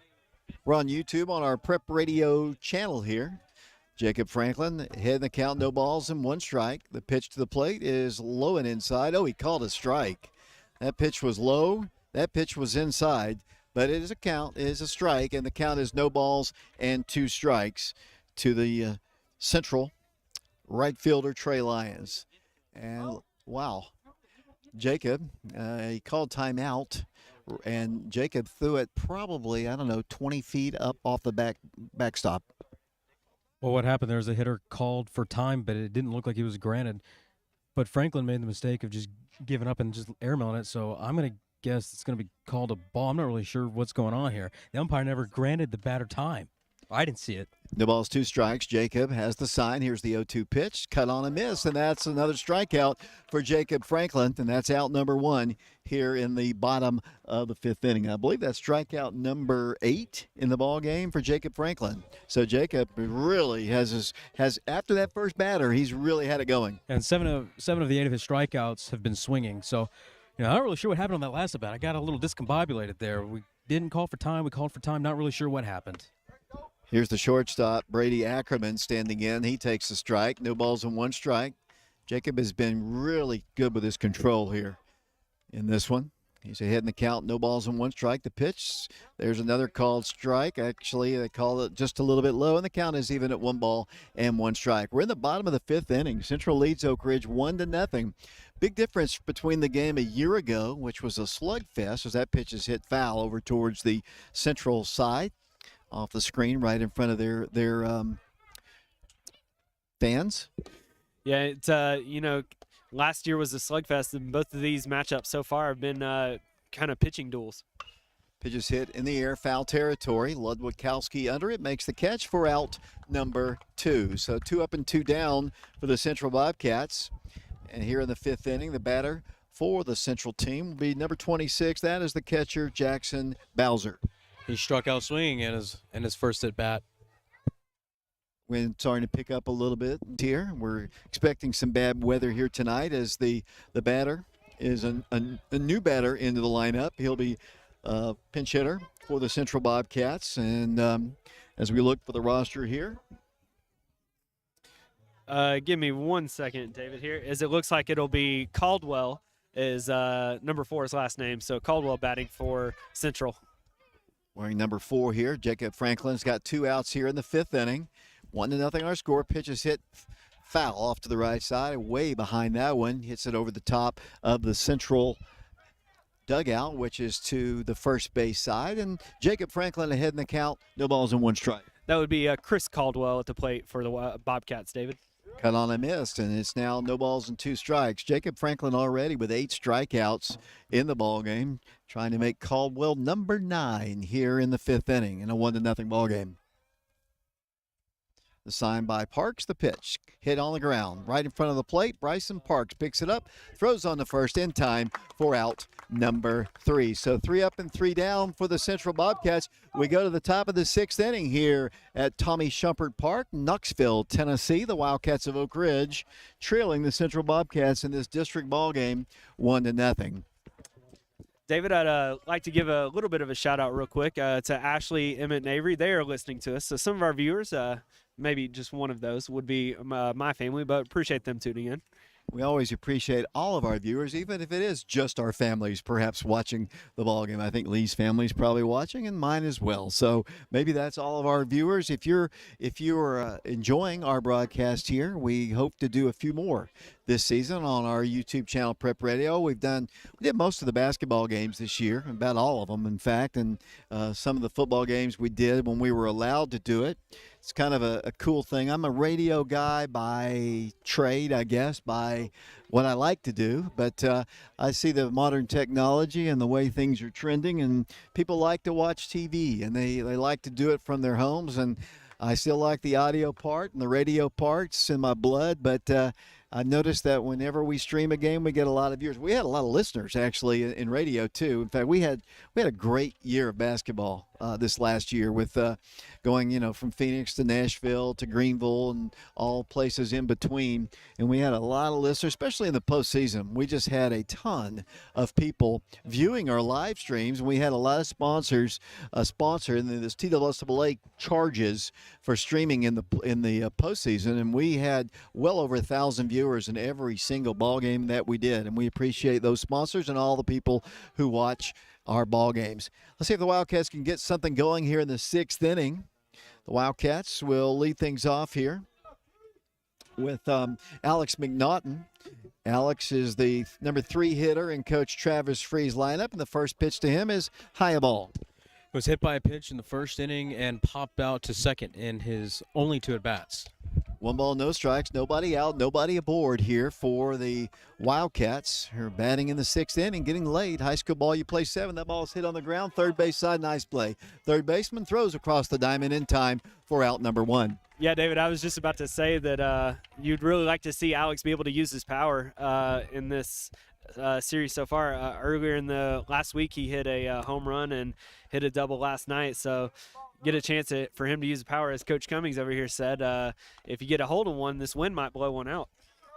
Better now will be the number 4 hitter, Jacob Franklin, the pitcher, who deserves a better fate. He's pitched outstanding baseball here. The Wildcats only have the 1 hit. That was the bunt single by Caden Black. They don't have much more than that. I think they have 2 hits by Mccarty. I believe that's it for them. That pitch is a called strike, and that evens the count at 1 ball and 1 strike. Nobody aboard. 1 out here in the 6th inning. Tommy Shumpert Park. They're going to have to turn the lights on here. It's starting to get dark. Yeah, they are. It is getting a little dark out here, and the wind is blowing out. The wind is starting to pick up. Oh, we got a fly ball to right field. And it's right down the line. The right fielder makes a nice diving catch in foul territory for out number 2. That time the wind just kept blowing, and it kind of might have kept it because it was blowing from right to left. Might have kept it in a little bit, but a nice sliding play by their right fielder. That's Trey Lyons who makes the play out there. And now there's 2 outs, and Caden Updegraff will be the batter. He's been on base a couple times. And he stands in here, and the pitch to him that's high, 1 ball and no strikes. Okay. I don't know. Cade's been on base a couple times here. Caught stealing and actually stole a base. The pitch to him is down low, a ball. That evens the count at 1 ball and 1 strike. Caden was hit by a pitch and walked in his only 2 at-bats. Oh, he's reached base safely both times. Will Price has gone all the way for the Bobcats. Jacob Franklin all the way. Both have pitched very well with the 1 triple that started the game as that pitch is down low, a ball. The 1 mistake that Jacob made, and it right now is the difference in the ball game. Yeah, and it seems like Price's stuff is kind of starting to go all over the plate here, spatter all over the plate. So you'd like to get his pitch count up once again and maybe see if you can get some more runners on board. Here's the pitch. There's a called strike in there, and I believe the count is 2-1. The scoreboard says 3-2. I don't believe that is the case here. Caden stands back in. He's a right-handed hitting senior facing Will Price, and the pitch to him. Hit in the air. Right side, right fielder in, shortstop out. It's going to be the right fielder in shallow right field to make the play for out number 3. So another 1-2-3 inning here at Tommy Shumpert Park. We go to the bottom of the 6th inning here on our YouTube channel Prep Radio, and the Wildcats trail it 1-0. Last night's game was a 2-1 victory by the Wildcats. Tonight, the Wildcats just struggling to get any kind of offense at all. But to be honest with you, Lee, Jacob Franklin's really held down the Bobcats. One thing that can be frustrating as a coach or frustrating as in general is when your pitcher goes out there and is pitching lights out. He's only given up 2 hits, and The 2 hits have come from the same batter, the leadoff guy, Blake Mccarty for Central. And the leadoff hitter of the game Blake Mccarty hit a leadoff triple to begin the bottom of the first and was able to score on a ground ball to first base. And that has been the only run of the ball game so far. But, Franklin, he's thrown well after giving up a mistake, a pitch on the inner half of the plate to Mccarty and drove it out to left center. Franklin's really only made one mistake. So, this is a fast ball game, but a low-scoring ball game. There's been 3 total hits, and only 2 guys have those hits. Blake Mccarty has 2 of the hits for Central, and Caden Black has 1 of the hits for Oak Ridge, but it was a bunt single. So Oak Ridge has not had a swinging hit yet. They're putting balls in play, but they're just not finding holes. Yesterday's game, played at Bobby Hopkins Field, a 2-1 victory by the Wildcats, was played in 90 minutes. And this one is this has been a short one as well. We started this one at 6 o'clock. We're sitting at about 7:15 right now, and it's might not go 90 minutes. Well, it could. Who knows? But the Wildcats have one more chance to get back into it. But right now, it's been zipping on by. Yeah, and it's very similar games, as you mentioned, between last night and tonight. Both sides pitching very well, and just got to be able to. Wildcats are going to have to be able to come up with some runners and get them across the plate here, and when they get to bat in the bottom of the 7th or top of the 7th. The key right now is Jacobs just needs to hold it right here at 1-0 here, with the Wildcats offense kind of being stymied by Will Price. Bunt attempt there went foul off to the left side, and count as no balls and 1 strike. Left-handed hitter. And here's the 1-strike pitch. In there for a called strike. And the count is no balls and 2 strikes, I do believe. This is number 6 batting in their lineup here. And we'll get the pinch hitter's name here in a second. 0-2 pitch, cut on a miss, and that is a strikeout. And that is strikeout number 9, I believe, for Jacob Franklin. I believe it's number 9. Might even be number 10. Lee's doing the tabulation. It is number 9. And that is out number 1 here in the 6th inning. Strikeout number 17 on the season for Jacob as well. Who was that batting? Who was that Central Bobcat? That would be Johnston for them, and that would be Charlie Johnston.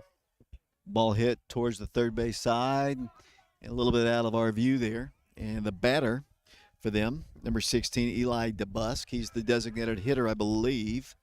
Let me see that number. No, this might be number 11. That's the Blake Mccarty, top of the order, and he's had a really good game. Yeah, this is the leadoff hitter, not the 4-hole. He has the only 2 hits for Central, a triple to left center and a single to right field.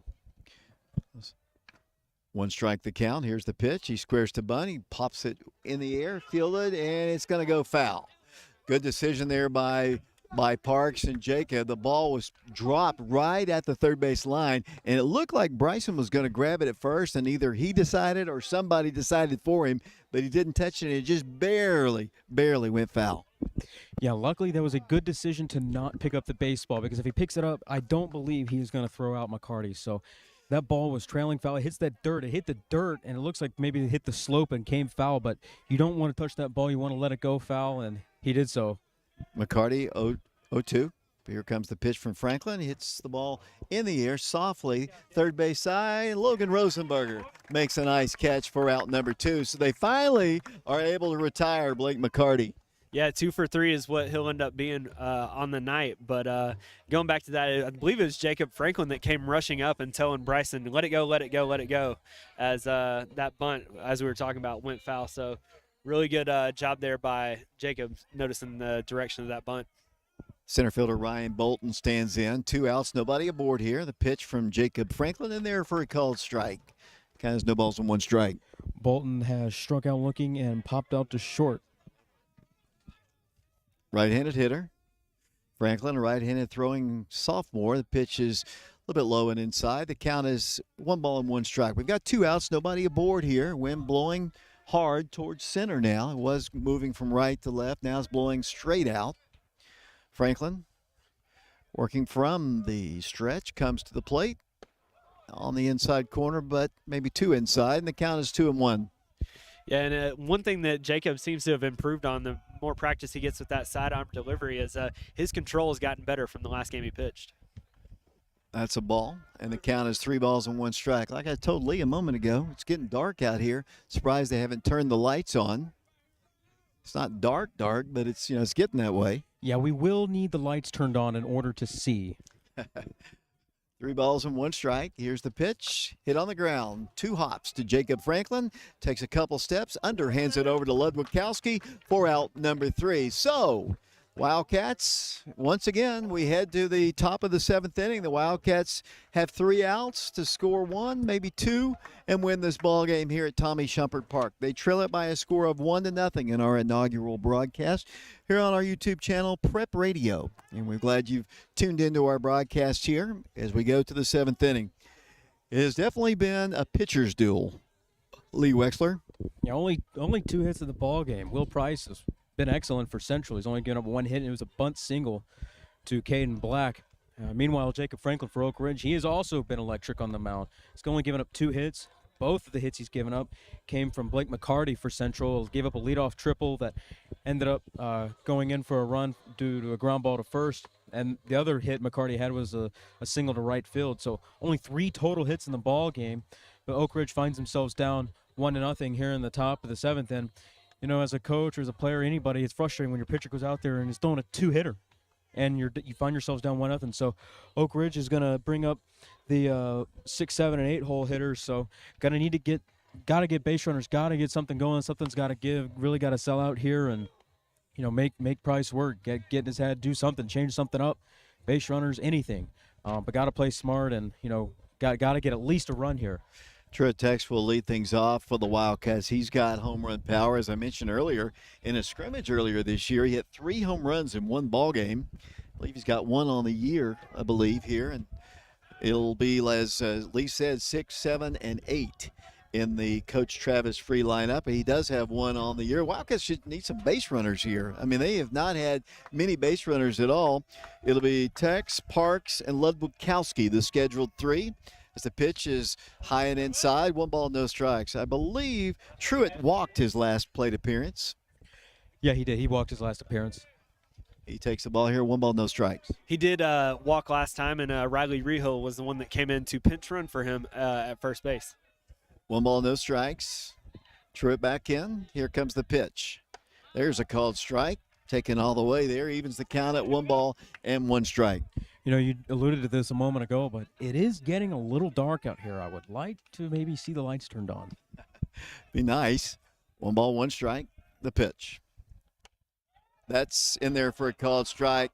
Looked a little bit below the knees there on the big guy, but count as a strike. 1 ball and 2 strikes.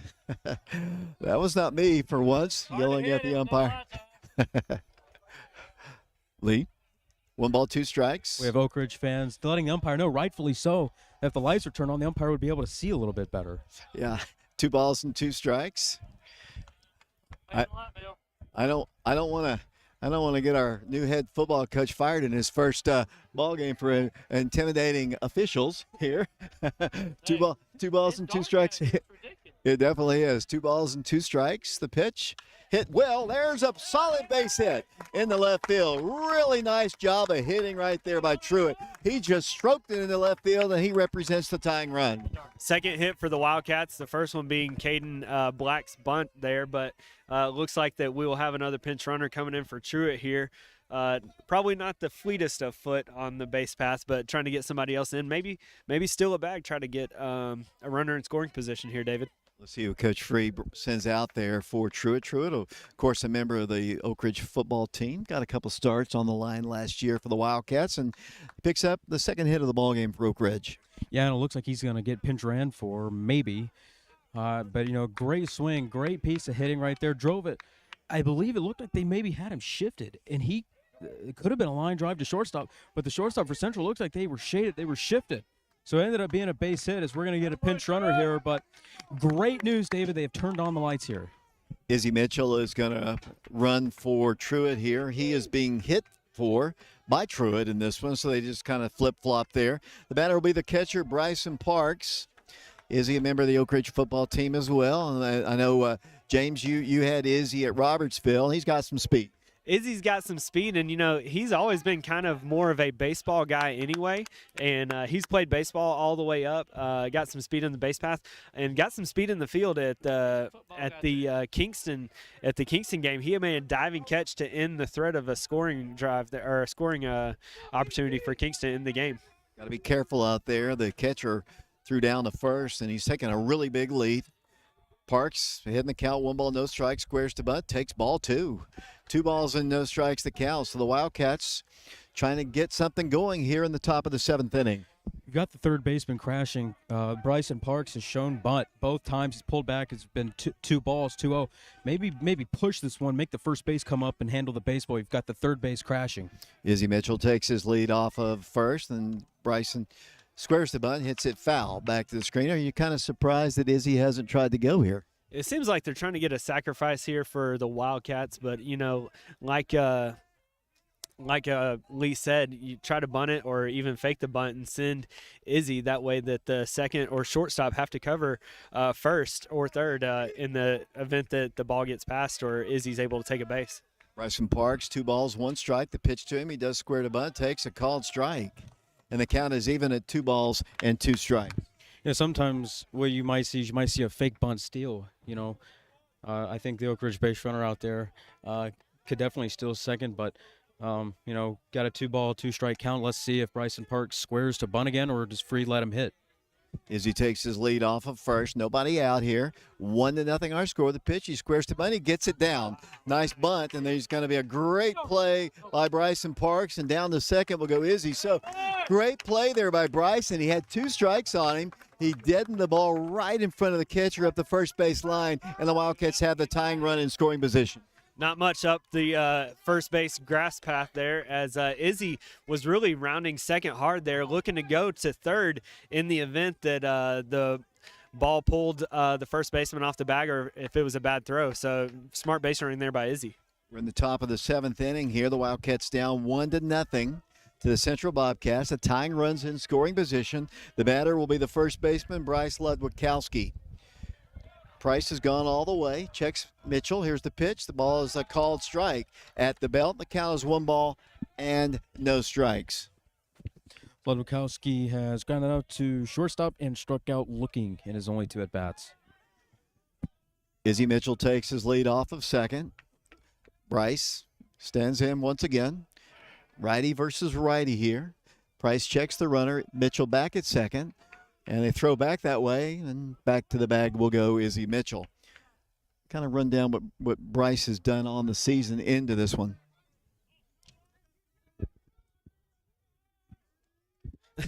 Bryce is 444. He has 9 plate appearances, 4 hits, and 2 RBIs. So it could be another huge RBI for Bryce right here. Runner going to third, and he's in there. He's in there. The ball was down low, and so Izzy Mitchell is down at third. He represents the tying run. Great jump. Yeah, it was what that was. It was a vault steal. Basically, he's going off the head look when he takes that extra secondary, when the pitcher takes his head home, as we're going to get a mound visit here. As soon as that pitcher's head turns back to home plate, Izzy Mitchell will vault towards third, and he timed that up perfectly. That, even if that was a strike, there was no way the Central catcher was going to throw him out taking third. That was a great jump, a great secondary. And Oak Ridge has a man on third with less than 2 outs, and that is a big tying run right there. This is a big district ball game. That is a big run at third base. 1-0 is our score here. There is a mound visit taking place here. Price has pitched great, though, James. He really has pitched great. And, Jacob Franklin has pitched great. 2 great starts here by Franklin and Rosenberger last night. Rosenberger went to a full 7 to close out that game last night. And, Jacob Franklin, we'd love to give him a lead here and close this out, too. Had some good contact here. The scoreboard says 1-1. I think it might be 1-2. But we'll see. We'll see what the umpire holds up. It is, I couldn't see his right hand there. But Ludwikowski stands in. The tying run at third base. The pitch to the plate is down low, a ball. And let's see what he holds up here. Scoreboard operator. She's a very friendly lady, but she hasn't really been right on it here. I can't see the umpire's right hand. There's definitely 2 balls on the count. We'll say 2-1, maybe 2-2. Who knows? We'll see what Bryce can do here. Pitch. That's inside and low. Oh, my Lord. That was low and inside. And he called it a strike. Low and inside. And the count now is even at 2 balls and 2 strikes. Looked like a ball to me, but umpire called it a strike, so 2 balls, 2 strikes. Ludwikowski stands in. The pitch to him is bounced at the plate, and nice hold there by Izzy down at third. The ball didn't bounce away that far away from the catcher. We've got a full count now. Yeah, the Central Bobcat catcher kept that ball in front. If that ball gets the backstop, Izzy Mitchell's got to be able to score. Bryce Ludwikowski stands back in. 3 balls, 2 strikes. Izzy Mitchell, the runner at third. He represents the tying run. Bryce stands in. The pitch. Bounce to the plate. That is ball 4. So the Wildcats have runners on the corners. Nice at bat there by Bryce. Nice at bat, well disciplined at bat as well, just because, it should have been 3-1, and really there was a called ball or a called strike then when it should have been a ball. Going to have Jason Slay coming up here. Jason Slay came up big earlier or last week with a big hit that scored a run that ended up being the eventual game-winning run there. So would love to have an opportunity for Jason to knock one in here, and if it's deep enough or in the right spot, maybe get Bryce around, because it looks like we might be getting a pinch runner for Bryce. It looks like Alex Franklin's going to come out of the Oak Ridge dugout, and that's Jacob's brother. And he'll take over at first for Bryce Ludwikowski. So the Wildcats have now the go-ahead run at first base, the tying run at third. We have 1 out here, and Jason Slay, the batter. And here comes the pitching change here for the Central Bobcats, the second visit by the coaching staff at Central, and it looks like we'll have a pitching change.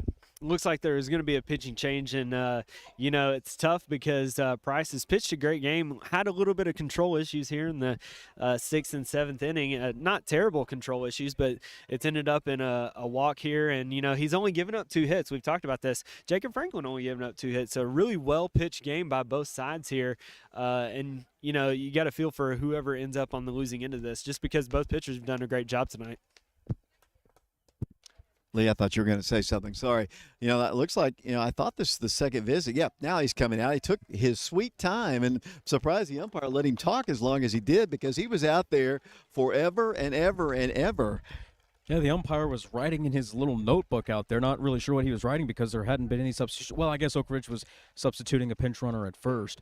But, I don't really like to see a mound is it that long and then you make the substitution. But you're going to have runners at the corners here with less than 2 outs. You've got Jason Slay, who's grounded out to first and struck out. So it'll be interesting to see, what does Coach Free put on, maybe have the base runner at first leave early. Do we get in a first or third rundown here to score that run?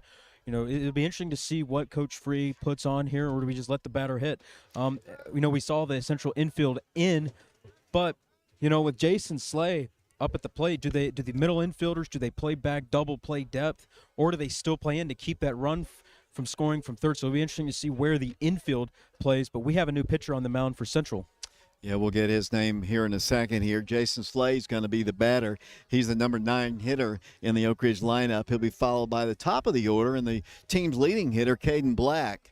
So it'd be great to get him up here and perhaps have Slay in the scoring position or get that first run in. Yeah, and if I'm Coach Free, I got Jason Slay up at the plate.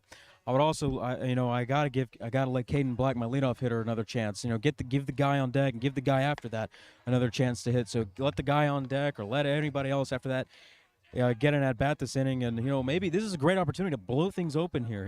Scramble, rally a couple hits together. Get on base. Get something going here. Gotta get at least one here to tie it. But it was. Only 4 hits total in the ball game. Oak Ridge now has 2 hits. Runners at the corners, 1 out. So things are starting to get a little tight. Electricity is in the air here at Central. The way Jacob Franklin's pitched, I mean, both pitchers deserve to win, but, obviously we're Oak Ridge people. Who's the new pitcher for Central? We got Brady Ackerman coming in from third base, and we got Miles Johnson going to third base to replace him, as Will Price has exited the game here. So the pitcher for Central last night went the distance, so obviously he couldn't come in and can't pitch back-to-back days in high school either. First pitch to Jason Slay is a ball outside. 1 ball, no strikes to count. So the third baseman for Central is up on the edge of the grass, and the middle infielders are playing double play depth. So Central's going to play for the double play here. Alex Franklin takes his lead off of first and draws a look over to first, no throw, and Alex back to the bag safely. We're in the top of the 7th inning in a 1-0 ball game. The Central Bobcats in the lead. We've got Izzy Mitchell taking a short lead off of third. He represents the tying run. And the pitch is a bit high, but they call it a strike. That evens the count at 1 ball and 1 strike. Top of the order, and Caden Black on deck. We've got 1 out here, a 1 ball, 1 strike count as the wind continues to blow hard out towards center. Izzy takes a short lead at third. Alex, medium-sized lead off of first. And the pitch to Jason, cut on a miss. That's a pitch way up in his eyes, and the count is 1 ball and 2 strikes. Right now, you just need some contact here. Yeah, and the pitcher's Ackerman is not necessarily coming in cold because he's been playing third base, but hadn't had a whole lot of time to warm up here. The weather's kind of getting a little nippy outside, and so it's want to make him pitch as much as possible and take as many as you can. Pitches down low. That is a ball. That evens the count at 2 balls and 2 strikes. The Central fans thought that was strike 3, and the way the strike zone has kind of been moving here in the last couple of innings, it was very close to it. 2 balls and 2 strikes. Izzy off of third. Alex Franklin off of first. Jason Slay back in. 2 balls and 2 strikes. Ball cut on a miss, and that is out number 2, and that is a strikeout. Once again, that pitch a little bit too high. It's going to be up to Caden Black here. Yeah, and that's one that you would like to see Jason make the guy pitch and make him feel uncomfortable, Ackerman that is, because the 2 that he swung at were way above, and he would be on base and the bases loaded if he had taken those 2. Caden had a base hit, a bunt single earlier in the ball game. He's a lefty, leading hitter on the team. Got the tying run at third base. The Wildcats trying to rally here. They're top hitter average-wise, batting here. No count on him as of yet. Ackerman versus Black. Caden probably one of the more veteran hitters with the most poise on the team. He's only a sophomore, and it's funny to say that, but he started since he was a freshman. That's a called strike. And at the belt, maybe a little outside, but the count is no balls and 1 strike. Izzy Mitchell is the runner at third. He is a courtesy runner. We've got a runner at first. Alex Franklin as well. The pitch to Black. There's another called strike. That was a strike. And the count is no balls and 2 strikes. And now Caden finds himself in the hole, no balls and 2 strikes. I'd almost like to see the pinch runner, Franklin, over at first, maybe take off here. I just don't think Central would throw down here at second. Righty versus lefty. Here's the 0-2 pitch. Hit foul back to the screen, and Caden Black stays alive. No balls and 2 strikes. I'm kind of surprised he took those 2 pitches there, as Caden, who's come up with a lot of clutch hits over his first 2 years, 1 year and 5 games for the Wildcats. Here's the 1-2 pitch. The runner is going. That pitch is high, and there's a stolen base down to second. No throw goes Alex Franklin. So now the go-ahead run is in scoring position. The Wildcats, though, with 2 outs. Yeah, Central was not interested in Franklin taking second at all, but a base hit could score 2 here. Caden stands back in. Ackerman trying to close it down right here. Got 2 outs, 2 on, and 1 ball, 2 strike count to Caden Black. Yeah, and Caden, does a great job. He's got a little bit of a gap here. If he can pull it in between first and second base, or possibly just lift it overhead, just a single scores 2, like Lee said. That pitch is cut on and fouled back to the screen. Another high pitch. Both he and Jason, obviously, Jason took cuts at 2 high pitches out of the strike zone. That time, Caden was able to stay alive, hit it back to the screen. Count remains at 1 ball and 2 strikes. Ackerman checks the runner, Mitchell, at third. The 1-2 pitch. Down low, and evidently that is ball 4. And hitting. I'm sorry. I didn't see it. I guess our older eyes didn't see it exactly the way these youngsters did. But evidently it hit Caden, and the Wildcats have the bases loaded, and the batter will be Logan Rosenberger. Well, David, even if it didn't hit him, I think Caden was so reactive to it that the umpires like, well, I guess he'll let him go. Logan stands in for the Wildcats, and he represents, well, the bases are loaded here, so the Wildcats have 2 runners in scoring position. Let's have a good at bat from Logan here. That pitch is a called strike at the belt, and that is a 1 ball or 1 strike count on him. What has Logan done here today, Lee? Logan has grounded up to third, struck out looking, and popped out to first. No balls, 1 strike. Bases loaded for the Wildcats. The pitch, cut on a miss. Another high swinging strike there, and now he finds himself behind 0-2. Yeah, I kind of hesitated on the swing. I wasn't really sure if he was going to, and then ended up swinging. So, now once again, back-to-back hitters find themselves down 0-2. Ackerman trying to close it out right here. Here's the pitch, hit in the air. On the infield, first baseman calls for it, under it, staggers a bit, makes the catch for out number 3. The Wildcats load the bases here in the 7th inning, but can't plate the run. And the Central Bobcats knocked off the Wildcats in a 1-0 game, and a well-pitched game by both Will Price and Jacob Franklin. Unfortunately for Oak Ridge, Jacob Franklin, the tough luck loser, giving up only 2 hits total in the game, striking out 9. A beautifully pitched ball game by Jacob Franklin, but the Bobcats score the only run of the ball game, and they win it. James? This is as you said, David, really well-pitched game by both Franklin and Price. Very similar, like we've said all night long, to last night's game. Wildcats just not able to come up with some key hits and key moments. There was a time that they had Caden Black on second. You had Caden Uptigraff as well on second early on, and, bases loaded there. Maybe just a little bit more patience. It seems like Ackerman there had been throwing several of the pitches high, and like we said before, make him strike you out. He's coming in cold, coming off third base, not a lot of time to warm up. And you would have liked to make him work, make him feel a little bit more nervous, because he definitely did not look comfortable there with the bases loaded or with 2 runners on. So the Wildcats dropped their first district game of the year. Their record stands at 4-2 overall. They're now 1-1 in district play. Let's get Lee's take on this one here, as both pitchers pitch great. I mean, you can say that. I mean, they both pitch very, very well today.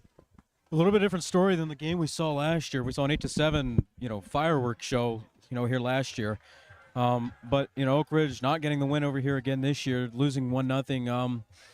I thought Jacob Franklin threw outstanding. He only gave up, I believe, 2 hits. Both were to the leadoff hitter, who's escaping my mind right now. The leadoff hitter for Central gave up a triple to left center field to begin the game, and that run ended up coming in. That ended up being the winning and game-winning run for Central. And both pitchers, I thought, really, were fantastic. Oak Ridge just could not get that big hit against Will Price for Central. So, it's a tough game, low-scoring game. Gonna have to get the bats rolling, and Price, he was a good pitcher. He threw well, but I think we, in their second inning, I think we had a base runner get thrown out trying to steal third. You never know when you get thrown out running the bases. It kind of shuts an inning down and helps the other team, gives the other team out. So, there were a couple of maybe good barrels from the Oak Ridge offense, but just not enough to get past Will Price. So. And Brady Ackerman, who came in and kind of shut him down. Yeah, Ackerman, he came in and threw strikes. That's what you got to do as a relief pitcher, is come in and throw strikes. But Oak Ridge, loses 1-0, and just gonna have to reflect on this. I thought it was, for the most part, a clean played game defensively. Oak Ridge had 1 error, but that error allowed a run to score. The run may have scored no matter what, but I think it would have.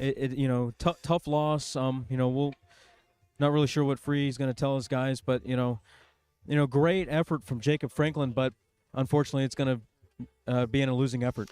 We'll get a chance to talk to Coach Free here in a bit. Why don't you kind of summarize? I'm going through the book there. Who did what? There wasn't a whole lot of offense to talk about, just a lot of good pitching.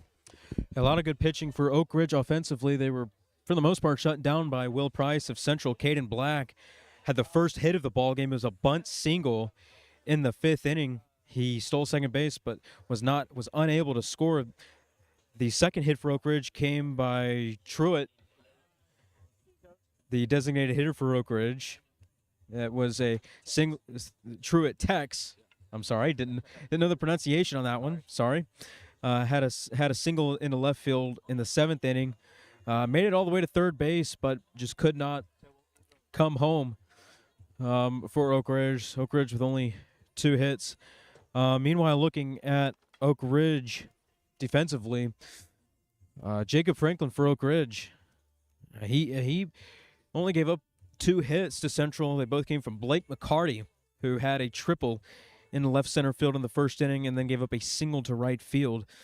the leadoff triple in the first inning came around to score, and that ended up being the only run of the ball game as Oak Ridge loses 1-0. As I'm counting up the strikeouts Jacob Franklin have 1, 2, 3, 4, 5, 6, 7, 8, 9 strikeouts. 8 of the 9 strikeouts were swinging. So, I thought Jacob Franklin did a real nice job he did a real nice job. Not too great of contact from the Central hitters, but they squared up just a couple of baseballs and just got 1 run in, and again, tough loss. They win a 2-1 ball game last night, but then lose 1-0 here tonight. So, really only scored 2 runs in the total series. So, gonna have to start swinging the bats, maybe get the bats going a little more, get the bats a little hot. As I think you were running down the schedule, they're gonna go up to northeastern Tennessee and face some good 4A teams. Yeah, what's interesting, the previous ball games, the Wildcat bats have been, ringing, lots of runs, lots of hits. But the Central pitchers, these last 2 nights, they've really looked good. Yeah, and you mentioned the bats. There was a game against Cookeville. I think the score was 18-13. So obviously, a lot of batting around in that game. And the Wildcats scored 7 against Kingston to win 7-6. They almost shut out Stone Memorial 5-1 last week as well. So, it's a little bit uncommon for the Wildcats so far this season to only score 2 or 1 or none. And so, like we've said, the pitching all night long was really good. And, it's this is a scrappy Oak Ridge team. And I think, is a very similar team to last year. They only lost like 2 or 3 starters or key players. Jonathan Milloway was one of them. Matthew Swigert was a big loss. Matthew Swigert, he was a big bat as well. He was not the leadoff guy last year. I think Caden Black was still leadoff, but, Matthew Swigert coming up second or third in the lineup. He was a big at bat too. Alex Mcnaughton's kind of taking that place power wise for the Wildcats, and there's a lot of bright spots here for the Wildcats and things that you'd like to see as they were kind of a surprise team last year in the district of how well they played, and you'd like to see that continue rise out of the Wildcats, and they put in a lot of hard work so far. Yeah, I know Coach Free's going to be very pleased with the way Jacob pitched, Lee. I know you've pitched, and you've pitched before. I don't know if you've been a starting pitcher before, but, it's a team game. I mean, obviously, and he was part of the batting order there, but when you strike out 9 guys, you give up 2 hits, I think total, give up 1 run, perhaps earned, perhaps not earned. I think it probably would have scored. You got to be disappointed, but you got to be pleased. He's got to be pleased. Jacob has got to be pleased with his performance here. Yeah, and I believe Jacob Franklin is just a junior, if I'm not mistaken. So, sophomore. Jacob Franklin up. He's a junior. That's what I thought. But that's a performance you can build off of, and you didn't have to throw any other bullpen arms. You're going to play some good teams up in Northeast Tennessee, so you need to save some arms. But as a starting pitcher, you go the distance. You give your team an opportunity to win, and that's one thing as a former player is when you just give your offense a chance to win. Help put the team in a position to win the ball game, and Jacob Franklin did that. So I think Jacob Franklin and the rest of the team, should be proud of the fact that that was a great effort. That was really one of the few positives you could really take away from this ball game. But when you look at the big picture here, the district, you got to think Powell's going to be maybe up there. Centrally, this is a team you can handle. You can play with these guys, and this is going to be a team that down the road later on in the season, you're going to have to play against these guys. You might see Will Price again. He's a district thrower for them, district pitcher for them. I thought Price did well, but Jacob Franklin handled their hitters pretty well. So, this is a team they can play with. They beat them last night, but as we move on down the season, it's. Central, Oak Ridge, 2 good teams. It's who's going to fight for a spot in the region, and added a classification this year. So yeah, we've lost a few teams in the district too. We don't have Anderson County in the district. We don't have Clinton in the district.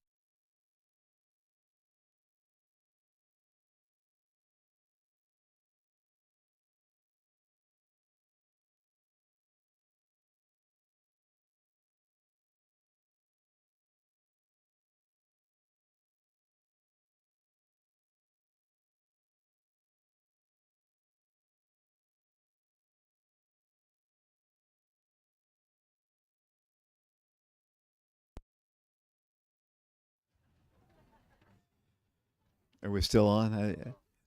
I think we got cut off there. We apologize for that. We just an inadvertent got cut off electrically there. Waiting for Coach Free there. I know the Central people want to get out of here. What was our thought process earlier? We were talking about pitching, and we were talking about moving from 3 classifications to 4 and losing a couple of teams out of our region or out of our district. And, to Lee's point about pitching, Jacob pitched a great game. Logan pitched a great game last night.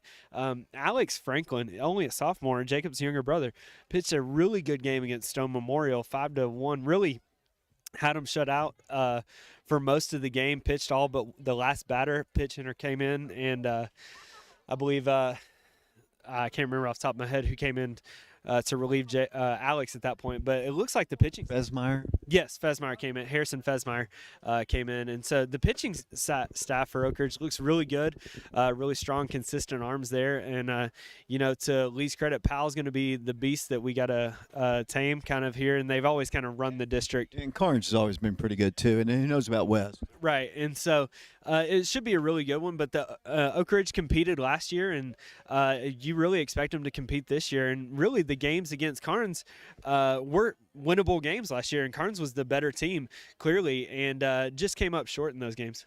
Coach Free is having a long conversation with his guys out there. I know I want to talk to him, and I want to, normally we talk to the people who perform well. Jacob Franklin obviously today performed the best, and I don't know that he'll want to come talk to us after a loss here. I don't know. He has been talking out there for a while, and I'm looking down, and I think these Central fans or the scoreboard operators, they unplugged us once. They might. I think they're wanting to unplug us again. Yeah, I don't blame him. Actually, it's getting kind of long here. We'll give him another minute here. Once again, the Wildcats will be traveling up to Kingsport Dobbins-Bennett on Thursday. They'll play Friday, either Davy Crockett or Daniel Boone's, one of those two. Tennessee High Bristol on Saturday, I believe. And then next week, the Wildcats, I think they'll play their Pal Panthers for the first time on the year. I know that's a game that we're thinking about doing later on. We might do some home games. Do you have the schedule in front of you there, James? I do have the schedule. Thank you for asking, David, as I'm... He's talking slowly because he can get it up on his phone. I think he said James is pulling up the schedule here. I think he said they play Daniel Boone. I think they've got a couple shiny college players. I think they've been kind of good the last couple of years. I think in 2020, the COVID year, they got shut down. I think they were supposed to have a good team. They started off the 1 week they got to play in 2020 pretty good, but Daniel Boone, Dobbins-Bennett, those are going to be good teams that Oak Ridge is going to face. They're going to see good hitters. They're going to see good pitching. So, they're going to see good competition, and whoever they play, they're going to get better. And the Wildcats will take on Dobbins-Bennett on Thursday. They will take on Dobbins-Bennett. On Friday, the Wildcats will take on Daniel Boone. And on Saturday, Wildcats will take on Tennessee High. And those game times will be 5:30, 5:30, and 2 o'clock. The next district game for the Wildcats will be next week. It will be Powell will be a home game first on the 28th, and on the 29th, the Wildcats will travel to Powell. They will also face South Doyle on the 30th. April 1st, they will take on Claiborne County. And April 4th, they will take on Carnes at Carnes, and then the game will flip back on April 5th to Oak Ridge at Bobby Hopkins Park. April 7th will be at Coalfield at Bobby Hopkins Park. And then they will have a little bit of a tournament day on April 8th, which is a Saturday. Got several teams scheduled. There's Thomas Nelson out of Kentucky, Oliver Springs, and Catholic. So some good baseball that could be played there at Bobby Hopkins Park. And then you really get into the meat of the schedule, and the schedule that really counts district play. You play West back-to-back nights. Go to Kingston, I believe. That game might be flipped because Oak Ridge had to play Kingston at home last week in a very highly contested game. Campbell County, once again, in mid-April there. South Doyle at Bobby Hopkins. Anderson County, we've already traveled there, so they'll come to us. Cookeville is going to come to us. Probably maybe another night where we have to replace some lights in the scoreboard from the 18-13 bout that we had. And then closing out the schedule, Claiborne County once again, Stone Memorial, which the Wildcats have already played at home, so they will travel to Stone Memorial. And then Clinton and Coalfield to round out the regular season heading into district and regional play. Still waiting for Coach Free. We won't wait much longer. I know these Central people would like to leave, to be honest with you, perhaps, but Coach Free's having a nice long conversation. Well, let's do a little trivia here. Well, just a little bit. Do you know who Bobby Hopkins was, or? I actually do know who Bobby Hopkins was. He played at Oak Ridge, went on to play at Tennessee in the 50s. And played in the College World Series. Oh, I was about to say played in the College World Series and was an All-American for the University of Tennessee as well. So field named in memory of him. And I will say one cool thing about last Friday night, Coach Free had a Scarborough and Oak Ridge Bombers night to honor the team that played at what was then called Ridgeview Park in Oak Ridge, which is now Bobby Hopkins Park. And, he had special jerseys made. It had Scarborough on the front. They had a black hat with the B for Bombers. So really cool tradition that Coach Free's bringing back. I think it was a Negro League team. I think that's what it was back in the day. So, and that was great. I mean, to have those, and just to have those jerseys made, it cost them some money. So great job by Coach Free to do that. You knew your history there. You must have read that somewhere. Well, actually, so I don't know if you remember this. I went to a couple games last year, really when Tennessee started getting hot, and I was looking, the University of Tennessee, that is, and I was looking down their wall, and I noticed on there, it was, and I don't remember the exact date, but it was when they went to the World Series, it said All-American Bobby Hopkins, and I actually texted you and asked you, is this the same Bobby Hopkins from Oak Ridge? And you verified that, so. Let me tell you how old I am. I am so old, they just turned the scoreboard off, so here, at least the lights here. Coach Free's just wrapping up here. I am so old. When I was playing, it was Ridgeview until my junior year, and Bobby Hopkins passed away. And surprisingly, shockingly, they not unexpectedly, and they named the field for him my junior year in high school. Well, that's really cool. And, you and I had kind of talked here recently to give another shout out to Oak Ridge great Mac McMahon, who just got the job at LSU. It'd be really cool at some way to try to honor him and do something for him if the Wildcats could do that. Basketball-wise, whether it's a banner or naming locker room or something after him. That'd be pretty cool. Yeah, I would think so, too. I was looking through some pictures. Everybody and their brother's been posting Matt McMahon pictures. He and I went to a Braves game, and I got press credentials one time, and I've got a picture of Matt when he was just a baby-faced, I don't know, he might have been in high school, I don't know, in the Fulton County dugout, myself and Matt McMahon, right now, the new head basketball. Here's a piece of trivia, Lee, which is really crazy to me. You don't know this, but, okay, Matt was named the head basketball coach at LSU. The previous head girls coach at LSU was also from Oak Ridge High School, which is that's odd to me. I mean, it's an interesting piece of trivia. Yeah, I think you tweeted that the other night, and I think I saw that, and I was like, that's pretty cool. A lot of big time names come out of Oak Ridge. Really the one I'm really familiar with, because I'm not from Oak Ridge, so I didn't go to school there. So the only one I know of is T. Higgins, obviously. And as a Tennessee Titans fan, I'm still very bummed that T basically destroyed my team in the playoffs. But T. Higgins, an Oak Ridge native and former Oak Ridger, got to play in a Super Bowl. That's really the only Oak Ridge former player or personnel I know. But we're gonna defensive coordinator for the Jaguars is from Oak Ridge as well. As Coach Free is joining us here, we'll let him get his own mic here. We'll let him stand there so he can be on camera here. We'll swing the camera to him. And head coach of the Wildcats, Travis Free. Coach, I know this is a district ball game. It's an important ball game. And it's one of those games where you just saw two really good pitchers go at it. Both, I think, gave up 2 hits. Jacob gave up a leadoff triple, I believe, and came in to score on a grounder to first. An error, probably would have scored. I don't know how you all scored that, but and that was the only run of the ball game. Both pitchers pitched great. Jacob struck out 9 and was just dominant after that first inning.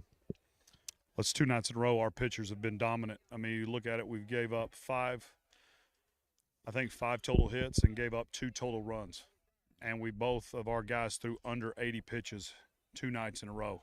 So our pitching staff, phenomenal. Defensively, in my opinion, we played two of the best games on defense that we played all year. Like, we played really, really well on defense. It just comes down to getting big hits, and for 2 nights in a row, we have really, really struggled. It's no secret getting a hit when it matters. We just haven't. We had guys in base all night tonight.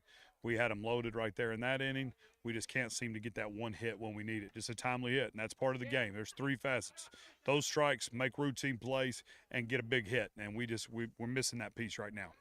Yeah, you had the bases loaded there, and you had the top of the order. And Caden got hit by a ball. I was thinking Caden Black. I was thinking, well, it'd be nice to have him batting there. But Logan's done a good job this year. In fact, the top of your order, you got a bunch of 300 and 400. I think Caden Black came in at 600. So you're hitting the ball in the previous games, but these last 2, you just weren't able to get those hits. Well, I think a little bit of it is, like I was just telling the team there a little bit, and myself, is we feel expectation for the first time since I've taken over at Oak Ridge. We feel like we should be able to contend at the top of our district potentially, and I think our guys, we've talked about that as team goals and set, and so what's happened is we've put a little internal pressure on ourselves.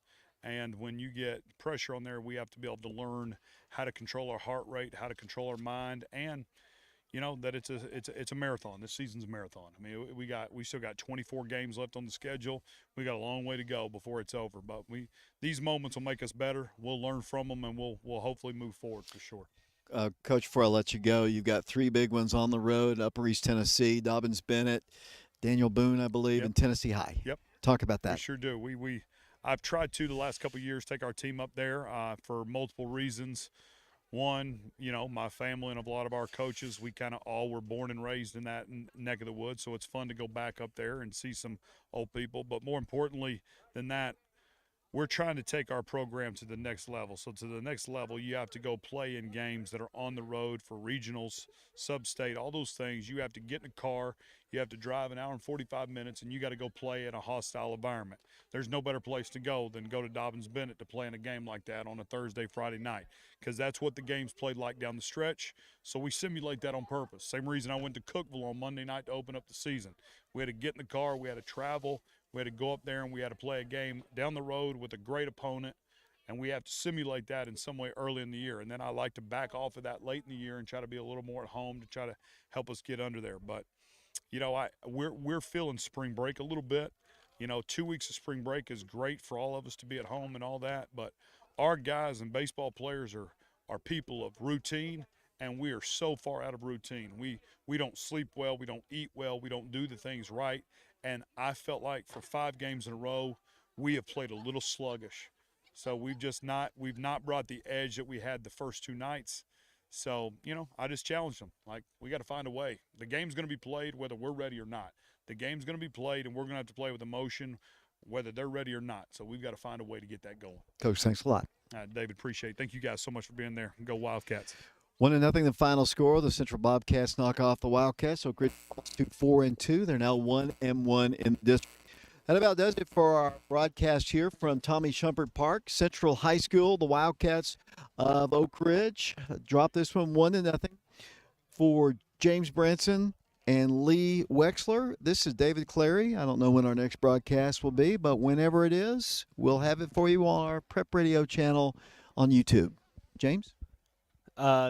Great. It was a great game all the way around. Like Coach Free said, just wish we could come up with a little bit of timely hitting there. But, I think the Wildcats got a lot to look forward to. It's a really good team.